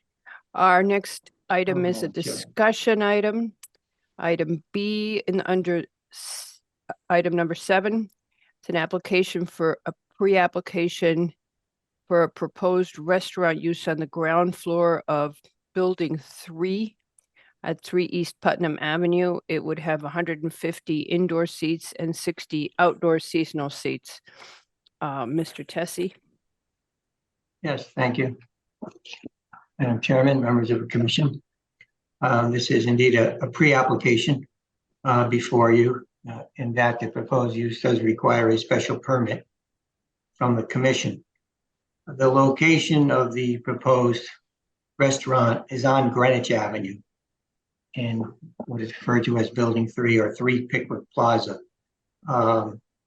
Just wanted to make sure we're all talking about the same building. Mr. Tessie, Yes. The site plan that was provided has 2 buildings called 3 Pickwick Plaza, and they're both on Greenwich Avenue. There are 2 buildings. One's called Building 3A, the smaller building, which is at the corner, and then there's Building 3. which is the second building. The larger on of the Greenwich two. Avenue. Okay, so it's where of in the two?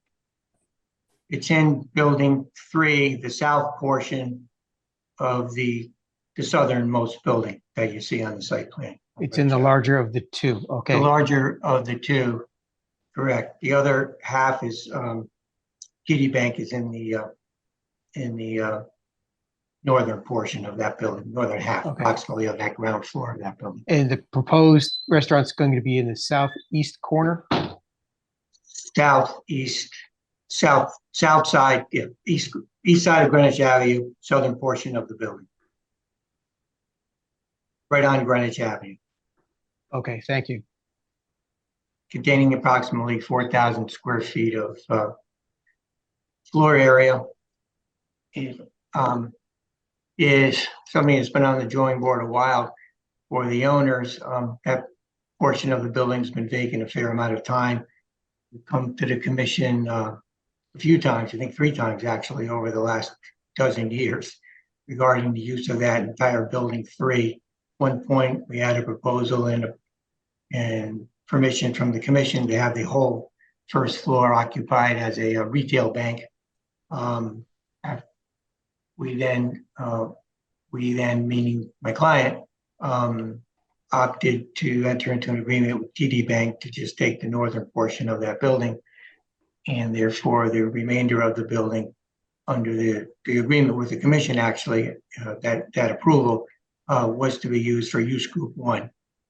So type uses, essentially retail or restaurant, some personal service. The restaurateur is seeking to occupy the space is a gentleman who has a number of restaurants on Greenwich Avenue right now, so he is local. He is looking forward to being in the space.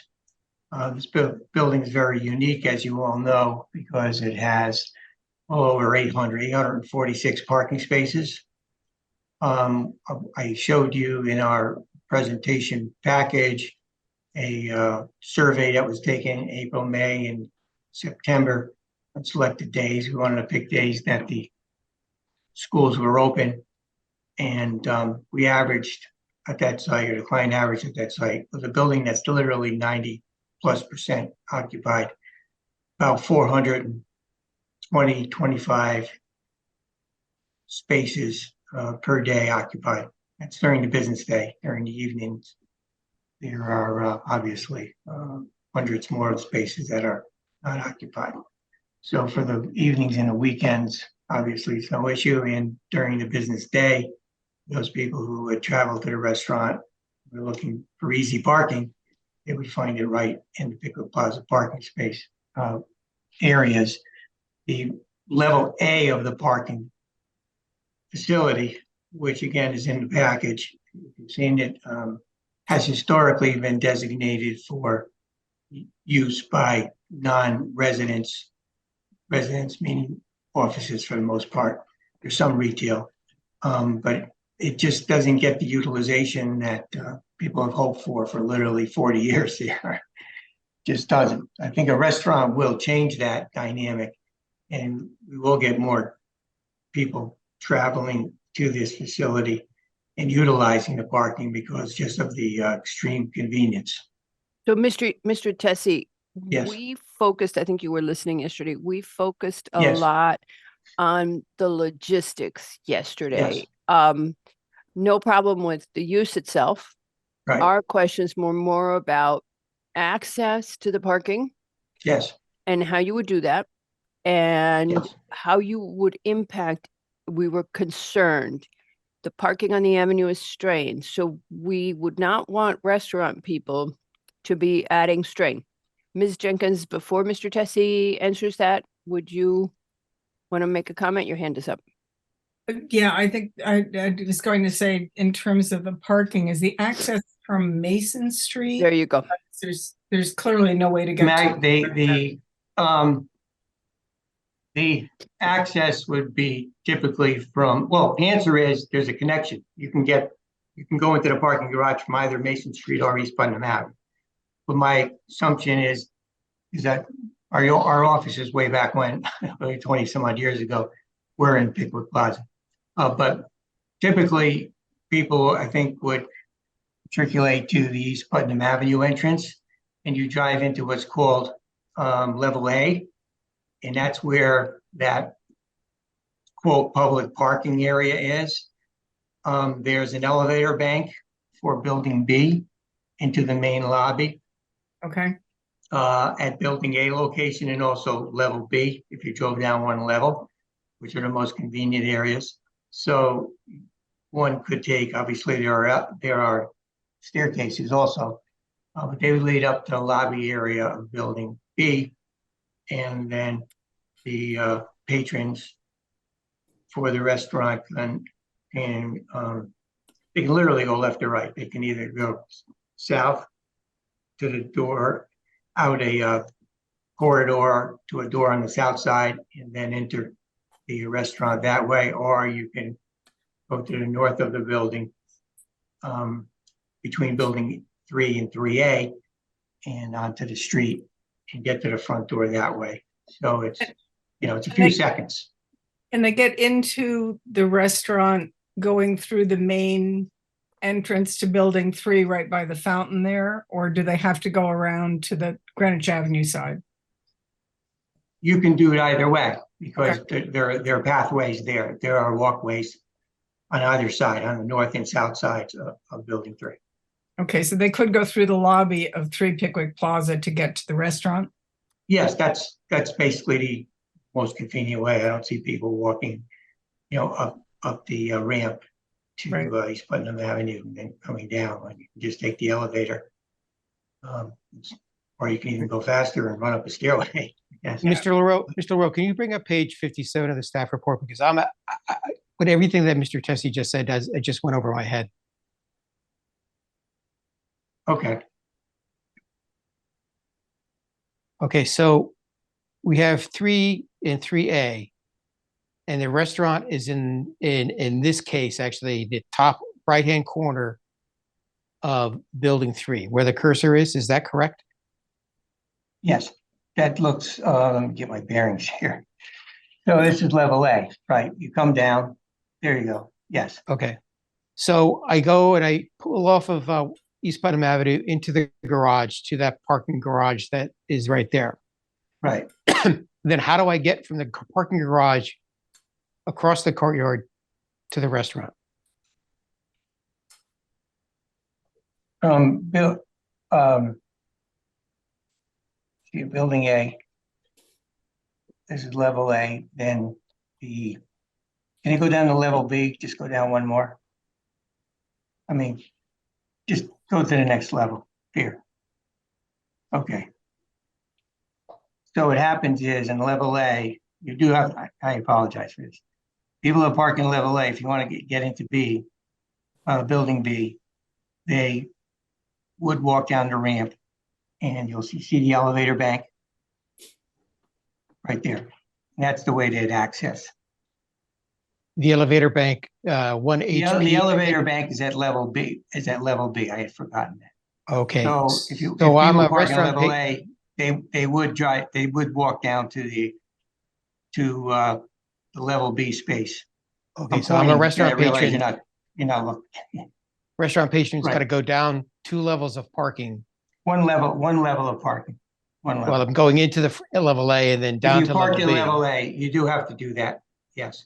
So where is the only other ADA way? parking? The only other way from level A would be to use the elevator bank, and that goes into building. That goes into building 1, which is on East Putnam Avenue. Mr. Macra, I believe this is the elevator bank that's in That's B. the elevator bank, correct, for building Right, B. then that comes up from parking level B.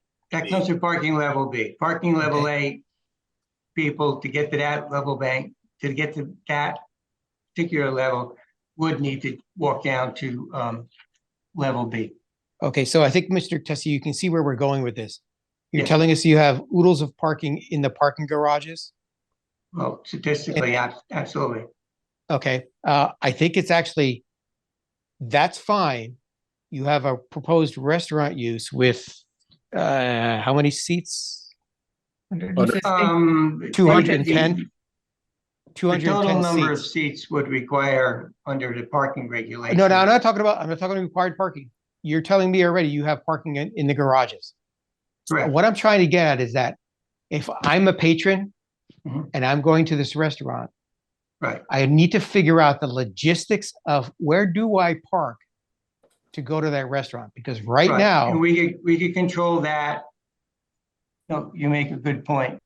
okay, exactly, control that. Because I think one of the things that Perhaps we the best talked way to about control yesterday at that the is with briefing was signage. inundating Greenwich You're right. Avenue, the top of Greenwich Avenue, with a 210 seat restaurant where nobody knows where to park. Well, That's the biggest issue. they'll So I know think where actually, they can't park, which is in seat spaces that are occupied.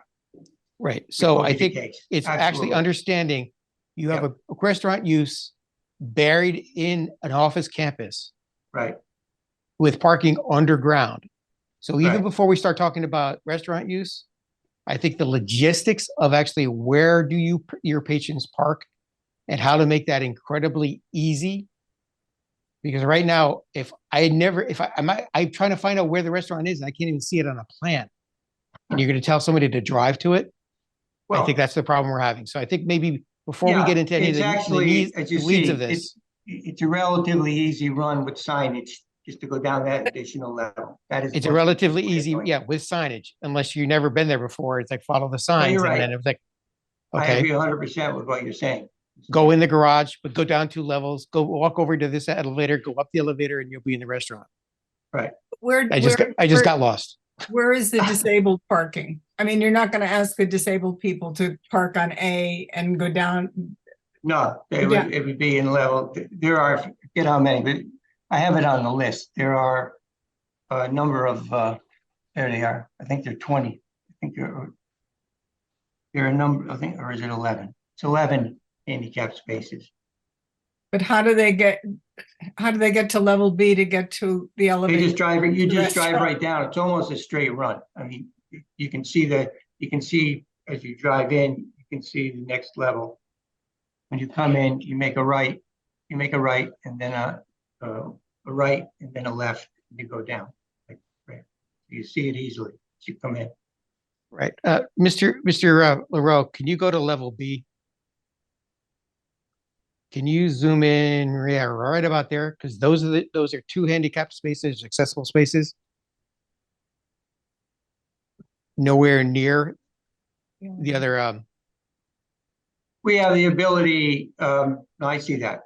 And certainly, no, that's why we're coming tonight, right, to you, to get comments, and it's a valid point. We could certainly relocate spaces or add, handicap spaces closer to that elevator bank. That would make a lot of sense. Well, what I'm hearing, and I heard yesterday as well, is Mr. Tessie, we think it's human nature. Nobody is going to go walking around, winding their way through a complicated network of hallways and elevators to get to a restaurant if they can find a more convenient way of doing it. They just won't. We know that. Everybody wants to be right at their spot. If you're proposing something that is complicated for the customer, you're throwing the traffic elsewhere on the avenue or on Mason or wherever it goes. They're just not going to do it. People don't. So what I'm hearing, especially Mr. McRae say, is this is messy. Oh, look, it's messy. It's when you say it's messy, it's an underground parking facility, and by their very nature, people typically stay away from them. It's absolutely true. But the bottom line is this is where the parking is. It's not that messy in that you have to go down 1 level. With signage, it's easily found out, and the restaurant can certainly promote it more than one way. And it helps just satisfy A, the technical need, and B, the practical need. But it's about educating people, certainly, as was pointed out by everyone. We all understand that. But if the restaurant, which we think will be very popular, is successful, it'll be because people, one of the reasons is because people can actually get there and find a parking space and not drive themselves crazy driving around Greenwich Avenue for 20 minutes, which I know people do. Mr. Levy? Thank you, Madam Chair. So let's call it a convenience quotient. Mm-hmm. A convenience what? Sorry. Quotient. Quotient. So Quotient. Oh, quotient. I was thinking of the previous application about cushions and septic systems. Right. So people are going to do what's most convenient, and people are used to parking on the avenue.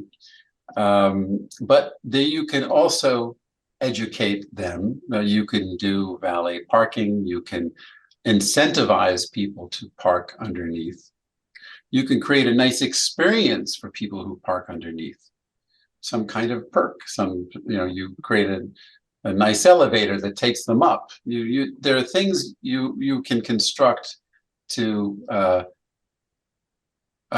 create that experience that caters to the customer. So I think that's more than, I don't think that's a really heavy lift. It's just a question of creativity. Getting there. No, I agree with all of you. I mentioned that earlier. I said there are a number of ways you can induce people more to utilize it. If you're successful, it makes it easier. Look, I assumed that this question was going to come up because it actually came up in the past when we had an approval for a restaurant that we obtained an approval for. Margaret, you may have been on the commission at the time. Maybe you were too, Mr. Levy, but we were going to build a small building actually in the courtyard, have mostly outdoor dining and small indoor. The commission did approve it, and we went through the same question. And it was the same answer coming up to building B, elevator, and how do you incentivize? We talked about valet parking, and valet parking does kind of make some sense here. It's relatively convenient. There are always challenges because you don't want to block traffic on the avenue. But we have Not valet just parking, traffic, we have signage, we have these are all things that I'll be bringing back obviously to the proposed tenant and the client to address. So all we're saying is okay, so you have oodles of parking, no problem with having the use, but we have, I think you're hearing low faith from all of us that folks will do an extra step. Mary raised an excellent concern with the ADA. And it's not ideal if you get to that, it's a hassle to get to the parking situation.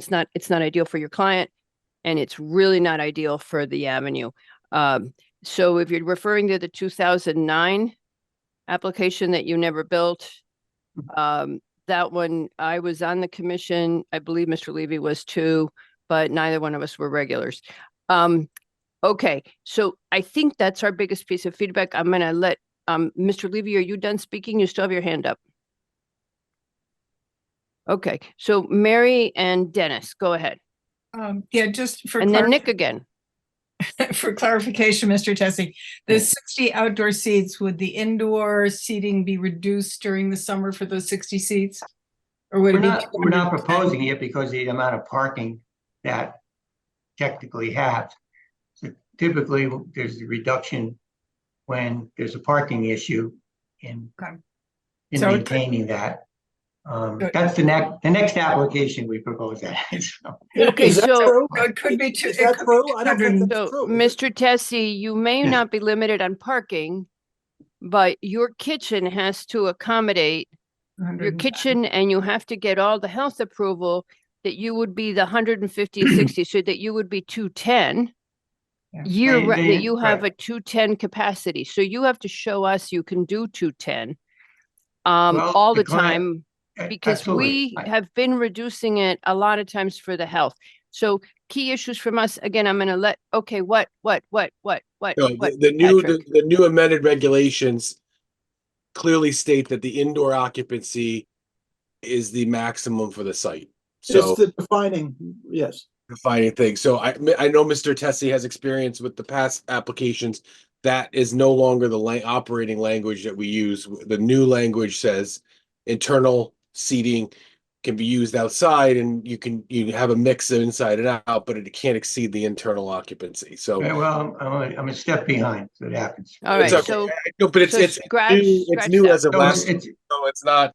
It's new to everybody. So okay, so So scratch it. it's not optional on our part. Right. So I guess Okay. I stand corrected, and And me too, And me. because I had Yeah. forgotten that. We And I all, don't- I- you were it's just funny, out of I was date. pointing to you, Mary, but it doesn't do you any good. You can't see me. Okay, so, yeah, she can see you. Yes, again. We can see you. So, so we forgot, bad Okay. us, because you were just out of date. Dennis, did Yes. you have a comment? Yes, let me shift gears here a little bit. This reminds me a lot of another restaurant down the street, Mr. Tessie, as you know. And we got deeply involved in parking, which we've dealt with. We also got deeply involved in the hours of operation, how many for lunch, how many for dinner. Is this a special event? Will you do special events? So there's a whole bunch of questions beyond the parking.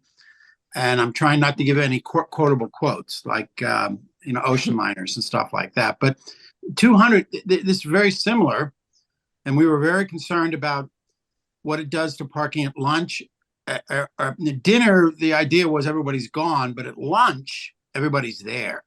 And we were and in fact, I think we restricted special events to a small chunk of the total restaurant population. So I don't know, have you thought any of that through at this point? Well, she thought it through. I don't know if the restaurateurs thought it through. But he's local, right? He's local. Has he Frank got a Avenue. restaurant anywhere near this big? Middle and lower, Greenwich Avenue. But I'm talking about 200 seats. 200 seats? That's a lot. Has he for got a Greenwich. restaurant that has 200 seats, the order It's of magnitude? 210. That's what you're asking us for. Mr. Yeski's right. Yes. Oh, I'm sorry. I thought you were saying where were his restaurants? Apologize. Turn my. This is a pretty big restaurant at the top. Oh, of the yeah. avenue. 200 seats is a, well, I'll tell you, in the marketplace today and what it takes for a successful restaurant, you probably need the volume. 200 seats, unfortunately. It's so difficult. But that said, again, I was focusing in on, so was he, the ability of this parking garage to absorb literally the majority, if not all, hopefully all of the parking needs, which would ameliorate your concern if you accept the plan that we're going to come back with, which I tell the client, you better come back with a robust plan, because that's what I'm hearing this evening. Mm-hmm. And that's really the key, right? All roads lead back to parking, I guess, pun intended. Not only Yeah, I was that, just but trying. not only that, but I personally want more than a robust. I would like to go and do it myself. I want to walk it and see what we think the average Greenwich person is going to do, because this is a real concern, the parking on the avenue. Go ahead, Dennis. I'm sorry I Well, interrupted you. I think No, people do like that. Oh, go ahead, Dennis. Sorry. Yeah, no, well, the parking, I would refer you to that other application because the parking was different. It had, parking given to it, but the hours of operation meant a lot because that would impact the parking, obviously. Now, it doesn't impact the maze you have to get through, but the amount, you have a lot, so that's not an issue, except that I think we all feel that they're not going to park in the parking garage. They're going to find spaces on the avenue. And that's where that's a whole nother level of complexity. So you get into how many people, and what about special events? Because that is a, I'm it's not a sure what you bomb. mean by special events. You mean banquets? You want a wedding reception here at 2:00 on a Saturday afternoon. Well, I think wedding reception at 2:00. First of all, when people go to receptions like that, where everybody's coming at once, I think those people are way more likely to park in the parking garage, especially if they're all dressed up. They're going to definitely park there. I think that insofar as the lunches are concerned, I mean, one of the reasons our client, Mr. Chartuni, who's actually spoken before the commission a few times over the years, was hoping they have a very elegant restaurant, higher end restaurant there, is that he thought it would help his office office tenants and their employees, and that they would be utilizing the facility. And I think he kind of promoted it in some of his promotion for his space over the years. As I said earlier, they only have one other space, about 4,000 square feet unoccupied in this building, which I'm happy for him about. And so he's looking forward to the restaurant as being a convenience or an amenity for the hundreds of employees who live there. And he's hoping, when I say live there, work there, I should say, maybe they do live there too, the nature of what they do. But his view is that it would be an amenity for the employees and that they would enjoy it, having it on campus and have a special restaurant. So No, I get for it. lunch And I'm period, just, to cut down lunch would be a problem. We That get it. actually was the time he wanted to promote it for the employees of the tenants in the building. We get I- it. It sounds great and fine. Go ahead, Mr. Yeski. no, I was just Jen. trying to refer that the other application because Yeah, we dealt with a lot of these issues. The parking issue is different at one level, but it's the same number of cars and where they're going to park. But the hours of operation, special event, part of it is you can explain, hey, we've got an office complex. We think we can minimize parking at lunch because they don't need a space. They're already at the office. So it's that kind of rationale you have to I work think we're going to through. have a lot of that. Yes, no, Yeah. this is all good feedback. But that would help We're- lunch. That would help Right. lunch. And So I think I would say, I listened to a number, unfortunately, that as usual, I was near the end of the applications. No, it's those because we don't like evenings. you. So I got to hear the other application. Don't say that. I think it's a bit of apples and oranges, but I understand there's some overlap. I understand the parking concern for the avenue. I would just, I'll end it, and I just go look at that other application. We dealt with a lot of similar issues, not exactly the same, and it might help to think through and the next time into the think pre-app. we definitely would look at it, and I think we could distinguish it in a number of ways. Mr. McRae. So Mr. Tessier, when you return, I think actually what I'd really like to see is the relationship of where the restaurant is on, I think it's actually the parking level A plan. So then we can get a really good sense of actually, that's basically the courtyard level, right? That's right. Parking A is right below the courtyard. Yeah, but A, as you saw, you have to get down to B to get under B level to get the building. Right. What I want to know is actually the restaurant in relationship to that courtyard. Yeah, you need to see the entire. I mean, it's on the site plan, but the building is. What we showed is truncated. It doesn't show the entire building. Therefore, you don't see the courtyard and you don't see the corridors. That's what you want to see. I understand. Right. Now, in the floor plan, again, it's hard to tell. The front entrance, it looks like actually is, right outside the bar. That door, the front entrance, which way does that face? Is that on Greenwich Avenue or towards the courtyard? That's on Greenwich Avenue. Well, if we put it back up, you put the floor plan back up, Pat. Mr. LaRue, page 55 of the report. I have it here. There you go. Put it up.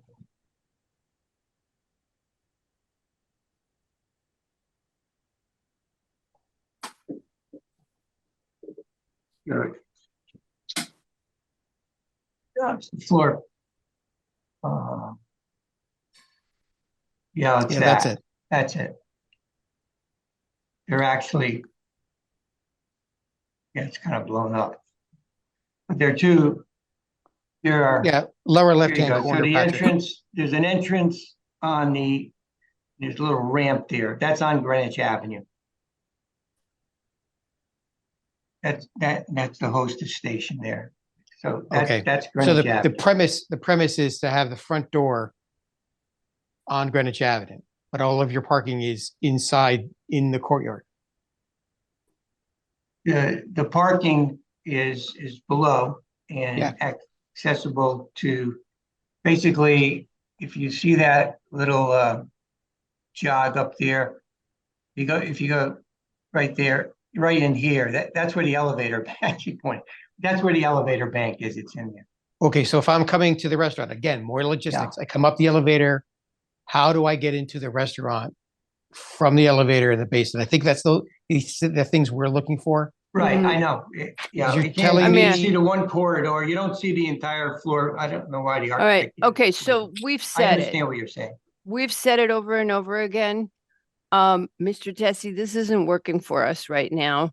And we think it could be that it needs to be either clarified to us or not done in this matter. Find a space that's more convenient to the parking and make that a restaurant. Mr. Wells, would you like to add That's not something? possible, because there's Well, no other I'm space just there. telling you, if you can't easily get from the parking to the restaurant, you don't have any parking.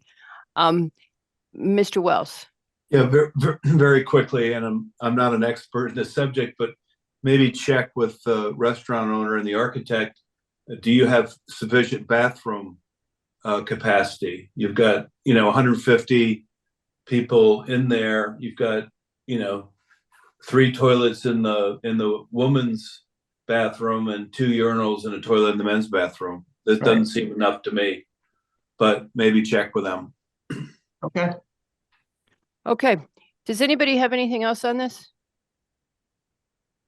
Does anybody from the public wish to speak on this application? This is at Pickwick Properties LLC. Oh, Patrick has his hand up. He always counts. I'll just throw in a pitch. The first selectman has been meeting, and I don't know, Mr. Tessie, if any of your clients are part of that, but there's been concern from property owners in downtown about the inadequacy of parking, and it's a similar song that we've heard over the years, but it was brought up this time around about some of the private parking garages and if they're being maximized or the parking structure is being used, the structure of the parking is most advantageous for the business that it's or the property owner, and could it be possibly shared as a asset with the downtown and maybe ameliorate some of the parking issues. So if Mr. Chartuni is listening or you want to talk to him, perhaps we can have a discussion with the first selectman about some of the goals that we're looking at, because not dissimilar to what Richards does, there may be is there opportunity to have parking available at hours of the night when the office tenants aren't in, and could we come up with a pricing structure that is more reasonable than what maybe currently is going on, and those type of things. Yeah, Bring and think about what you could do that's good for the town. Because what we've been told is that at the price point of that garage, nobody in town uses it. I actually think people don't like to use garages that much, but think about that as well. But it's a lesser consideration. The first one is, does your application work? And with that, feel free to come back. If Nick can explain to me how to get to the parking from where the restaurant's going to be, I'm going to try and do it. So be prepared. But personally, everybody's laughing. Guess where it is? When Nick said I'm confused at the meeting yesterday, we all cracked up because he's not usually confused. Bring breadcrumbs. I can appreciate that, because you have to drop. The logic would be that you could get there from that one stop down, and the way that was designed, you have to go another level down. That may be due just to the hill when they built it. Obviously everything slopes north to south, and that's the way they decided to structure that there. Okay. I hear you loud and clear. Okay, thank you, Mr. Tessie. And you're going to stay here and do the next one too. So Yes. this is the next one is the next discussion item is at 11. No, that's not right. It's Yeah, at 1114, 1114 East 114. Putnam Avenue. Yes. 1114 East Putnam Avenue in Right. the LB zone. And here you are proposing to add a terrace in the rear, it seems like, in order to Right. put outdoor dining there. So I'm going to kick it off, and I'm going to say to you, once again, now here we're asking the question of, it doesn't seem like it's adjacent to the kitchen. So are you thinking of this as a catering space, number one? No, it's totally adjacent. Okay, wait, there's a problem, I guess, with the plans again. This space is proposed to come right off the main dining room, which is 20 feet from the kitchen. the door of this area is 20 feet from the kitchen. It's at the Okay, same level. And right. if we put the floor, if we put the plan up, I mean, I can, the floor Yeah, and plan. it seemed to But us. I didn't like the way they drafted it either. All right, This okay. terrace, let So- me describe it to you. No, Mr. Lareau, just, page- no, no, page this is a, 27. Okay. no, This is- Mr. Tessie, this is a pre-app. We look at what you've given us and we Right. say, wow, that, I can't really figure out how this works. This is Or the- as Nick said yesterday that he's confused. So Okay. first of all, make it clear how this is going to function. Then I believe, was it Patrick was a little concerned about the density of the tables in the space? And then the next thing is, wow, Mr. Tessie, you got to make the parking, you've got to make sure that you've got a plan to close down the indoor space, and you never open it up again because you've never had enough parking there.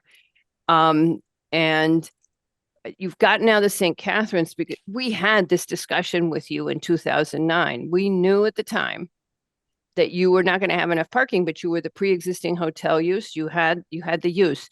So Right. now you're pushing the boundaries again. We're You've not gotta- pushing, we're not pushing Yep. it. Well, I'll let you You've got to finish. bring, yeah, let me finish. You've got to make sure that when you propose this to us, you're absolutely going to shut down the indoor parking. And we know that the indoor tables, and we know that people get sloppy about that. Well, you have no choice, just as We have Mr. choices. LaRoe pointed out under the current regulations. Mhm. So whether you're newer, whether you're coming in with new outdoor dining, or whether you have Mhm. a plan for indoor and outdoor, in either Mhm. case, parking's measured based upon existing conditions, or if it's new, if it's all new, indoor only. And you have to offset. That's fine. Now, if you look at this plan, which is the existing plan, the number of seats have been approved since 2009. They are what they are. So these layouts reflect the total number of seats that are approved by the zone, that are approved for the building. The proposed outdoor parking area, outdoor dining area, is this lower left-hand, right there, right in there. Why they didn't put it on, I don't know. But the kitchen area is what I mean. The kitchen area is, you just go right. That's the kitchen in there. So it's as convenient to the kitchen area as the main dining room. Now, the idea of this also, to help you, is that lower area, right, this is where this is located. You got main dining room area, as you see here. Now, one thought of Mr. Ferrari here was that downstairs area is a function room, a banquet room. That's what it's primarily used for. Some of you may or may not have been there. And is And- that what was approved as the banquet room in 2009? Well, no, I'm just saying what it's usually used for. Could be used for overflow a la carte too. I'm just pointing it out. Okay, it's It not is- what your approval says, though. Well, approval says it's all restaurant use. The approval actually differentiates between your banquet space. I read it to the commission yesterday, so I know what Yes. it says. It differentiates between your banquet space and your restaurant space. I thought that was odd because we don't normally do that. Well, I had forgotten. because I think you were dealing with existing conditions and we were just matching up. No, because you changed the building so much. Mr. Well, Tessie, how many go. seats? The bottom, how the many bottom dining? line is that. Mr. Tessie, real quick question. Yes. How stop many talking. dining seats are in this building? Yes, exactly my next question. Thank you, Nick. Okay, so I've got I think it's cellar 300, dining. the approval is 346, is it? it's I have it right here. It's 330. So 342. Yeah. 342. Cellar dining, 342. private dining, group dining. Yeah, you're kind of not there. Everything better- outside, everything that used to be outside dining. Plus, I don't know how many other tables are all over the place. The Mhm. They bar. probably don't, probably don't set up for the maximum. They probably don't. Oh, but Mr. Tessie, that's Because not when- what you were asked, and that's what we're asking you. But it doesn't, Are you in compliance with your current approved site plan? well, I'll tell them to count the exact seats because they know that they can't exceed 342. Okay, so let's do Now, that, because that's But where the Nick's point I was going. trying to make, is that this outdoor dining area that's being proposed is also going to serve, we can see it's possibly serving, if you have a banquet there and there's inclement weather, people can be dropped off under that area because the driveway comes around. And so we're looking at it as a dual purpose, and particularly with the inclement weather. If in fact there's a banquet or whatever the function is going on in that lower level space there, below the outdoor dining and below the main dining room. So the restaurant use is now grown to be a banquet center as well? I don't know what you mean by banquet center. It's just like the Delamar, just like the Hyatt. Yeah. Well, Hyatt obviously is banquet. Hyatt can do All the that. They're a restaurants are hotel. in the Delamar. The Delamar has it's a la carte dining and has and does banquets, weddings, etc. That's what hotels Okay. do. You don't expect 342 seat restaurant. I guess you could. No, But Mr. it's a Tessie, multifunctional situation.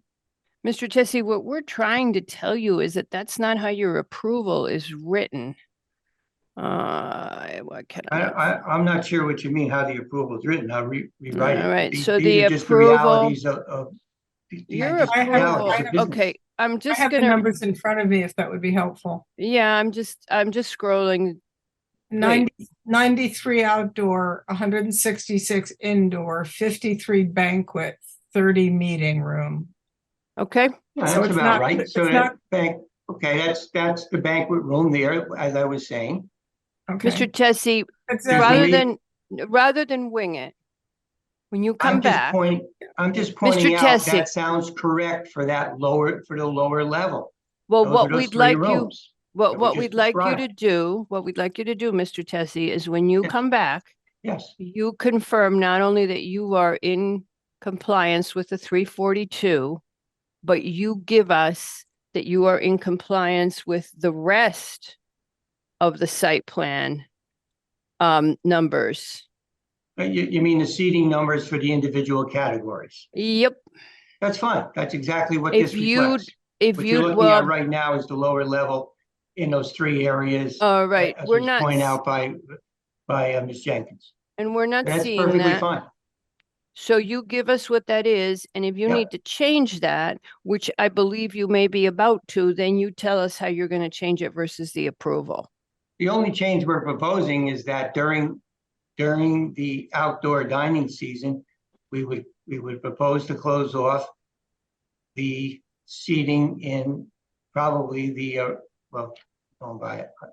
the dining area, the banquet area that is at the top of this in there.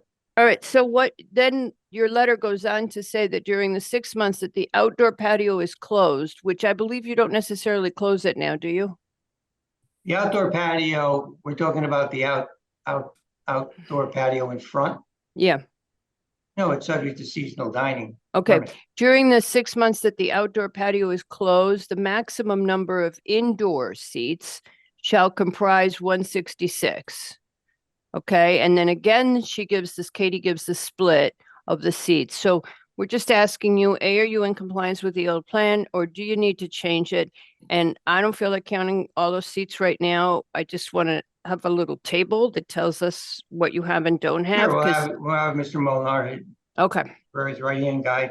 so He's those probably are the listening. He's probably listening, so there you go. unless he's watching on No? GCTV, no. He might be watching on television instead, but he's not on the Zoom. Okay. Okay, so that's what, and so the other thing is show us how it's gonna work, and I think you're gonna Okay. make clear that you're gonna close the existing indoor seating. Am I missing anything on what we're giving as feedback? Folks, I think it's anything else? consistent with Madam comments Chair, I think yesterday you- and your I think comments you today. also were talking Yes. about the comment that I made about the back seating here. It looks congested, and It I don't looks know. tight. Well, it's gotta meet fire code. That's for Right, sure. and so if that's not been checked, I just double check that. Tell Mr. Molnar, right, he needs his separations. Looks like he put them in. Okay. But Those are all let's the see. questions we have for you. Madam Chair, did we have a question about the parking with St. Catherine's, or is that kind of resolved? No, based on seating? what they have now is what they have now is compliant with the approval, which is that we did for the St. Catherine's parking. So Okay. what was bothering Nick was that it was 12 feet wide, and we found it in the letter. Okay. Thank you. Okay. We did All something right. right. Okay. All right. So that's our feedback. I appreciate it. Do you have any questions for us? Nice Sunday. We moved up to where Tom gets to move up to for his applications. Oh, okay. That was a no more stupid call. joke on my part. Yeah. Okay. Let me just check quickly. Does anybody He was so wish- worried that he was gonna get pushed down below me earlier tonight, so. Does Let me see anybody, if I can cross. but he's not a discussion item. I know, I know. Does anybody wish to speak on this application? This is at J House at 1114 East Putnam Avenue. Please raise your virtual hand. Okay, no, nobody. Okay, so there you have it. Thank you. All right, much. thank you, sir. Have a good evening. All right, so our next item is I hereby move approval of the May 23rd, 2023 minutes. Second. Barilak and Levy were absent. I'll take a combined voice vote. All in favor? Aye. Aye. Aye. Any opposed? No, great. Okay, and with that, we're done. Because we don't have anything to act on. Great job getting Right. through this. Great job. Closed. Yep. There we Okay. go. Yeah, we closed and we're gonna wait. Yep. Nope. You're right. And there it is. Anybody want to throw any words of wisdom out before we part? The Well, I rabbit just hole, did. It's great job moving this through. rabbit hole cartoons included. That was pretty funny. It's on the wall in my office now. It's gonna All be right. my Christmas card next year. Oh, I still, Tracy, I had a quick question about the training. Do you need some kind of proof or something from them? And do I have to bring back? They're gonna They send email you they're gonna something. send you an email and just forward it to me. and if you're an idiot like me, I think I found all the training we did and I sent I got 'em all. I copied the commission on what I think we all did. And we figured out who went to the one in That was the- Dennis. in March. We figured Yeah. out that Dennis went and Dennis is all set. Every- And actually, I'll be honest, everybody's all set except for Bob needs 75 more or 3/4 of an hour. well, and And I can send him a link that he can do it online, so he doesn't. That's fine. just tell me that Bob needs to train on affordable housing because we're all No, he coming doesn't. for That he does that. not. But actually, I have the same issue for the Affordable Housing Trust. So, and Tracy, I'm probably going to call you in the next couple of days. I saw some of your offerings did include affordable housing. I was going to offer in our meeting tomorrow that they might tap into some of those things. So I Yeah, might no, call they you can. They for certainly access. can. They're online. They're free. Go for it. And they're actually not bad, the ones that I've looked at. The Yeah. clear ones aren't bad. There's a couple that are offered by the advocacy groups. We talked about that yesterday. You had left already. I've been to one of those and they're given from the point of view of the advocacy They're group. I mean, advocacy it is what it is, Well, it's a check the box, and it actually Yeah. wouldn't hurt some of our people to get exposed to that as well. I Yeah. think. It's an education So- of a different color. Yeah. I watched the housing Yep, no, you Good. did. I've got all, everybody's gonna be all set. All right, great. Okay, nothing more to add. It's been loads of fun tonight. Thanks, guys. Okay. Bye. Bye-bye. Night. Good All right, job, guys, Art. thank you.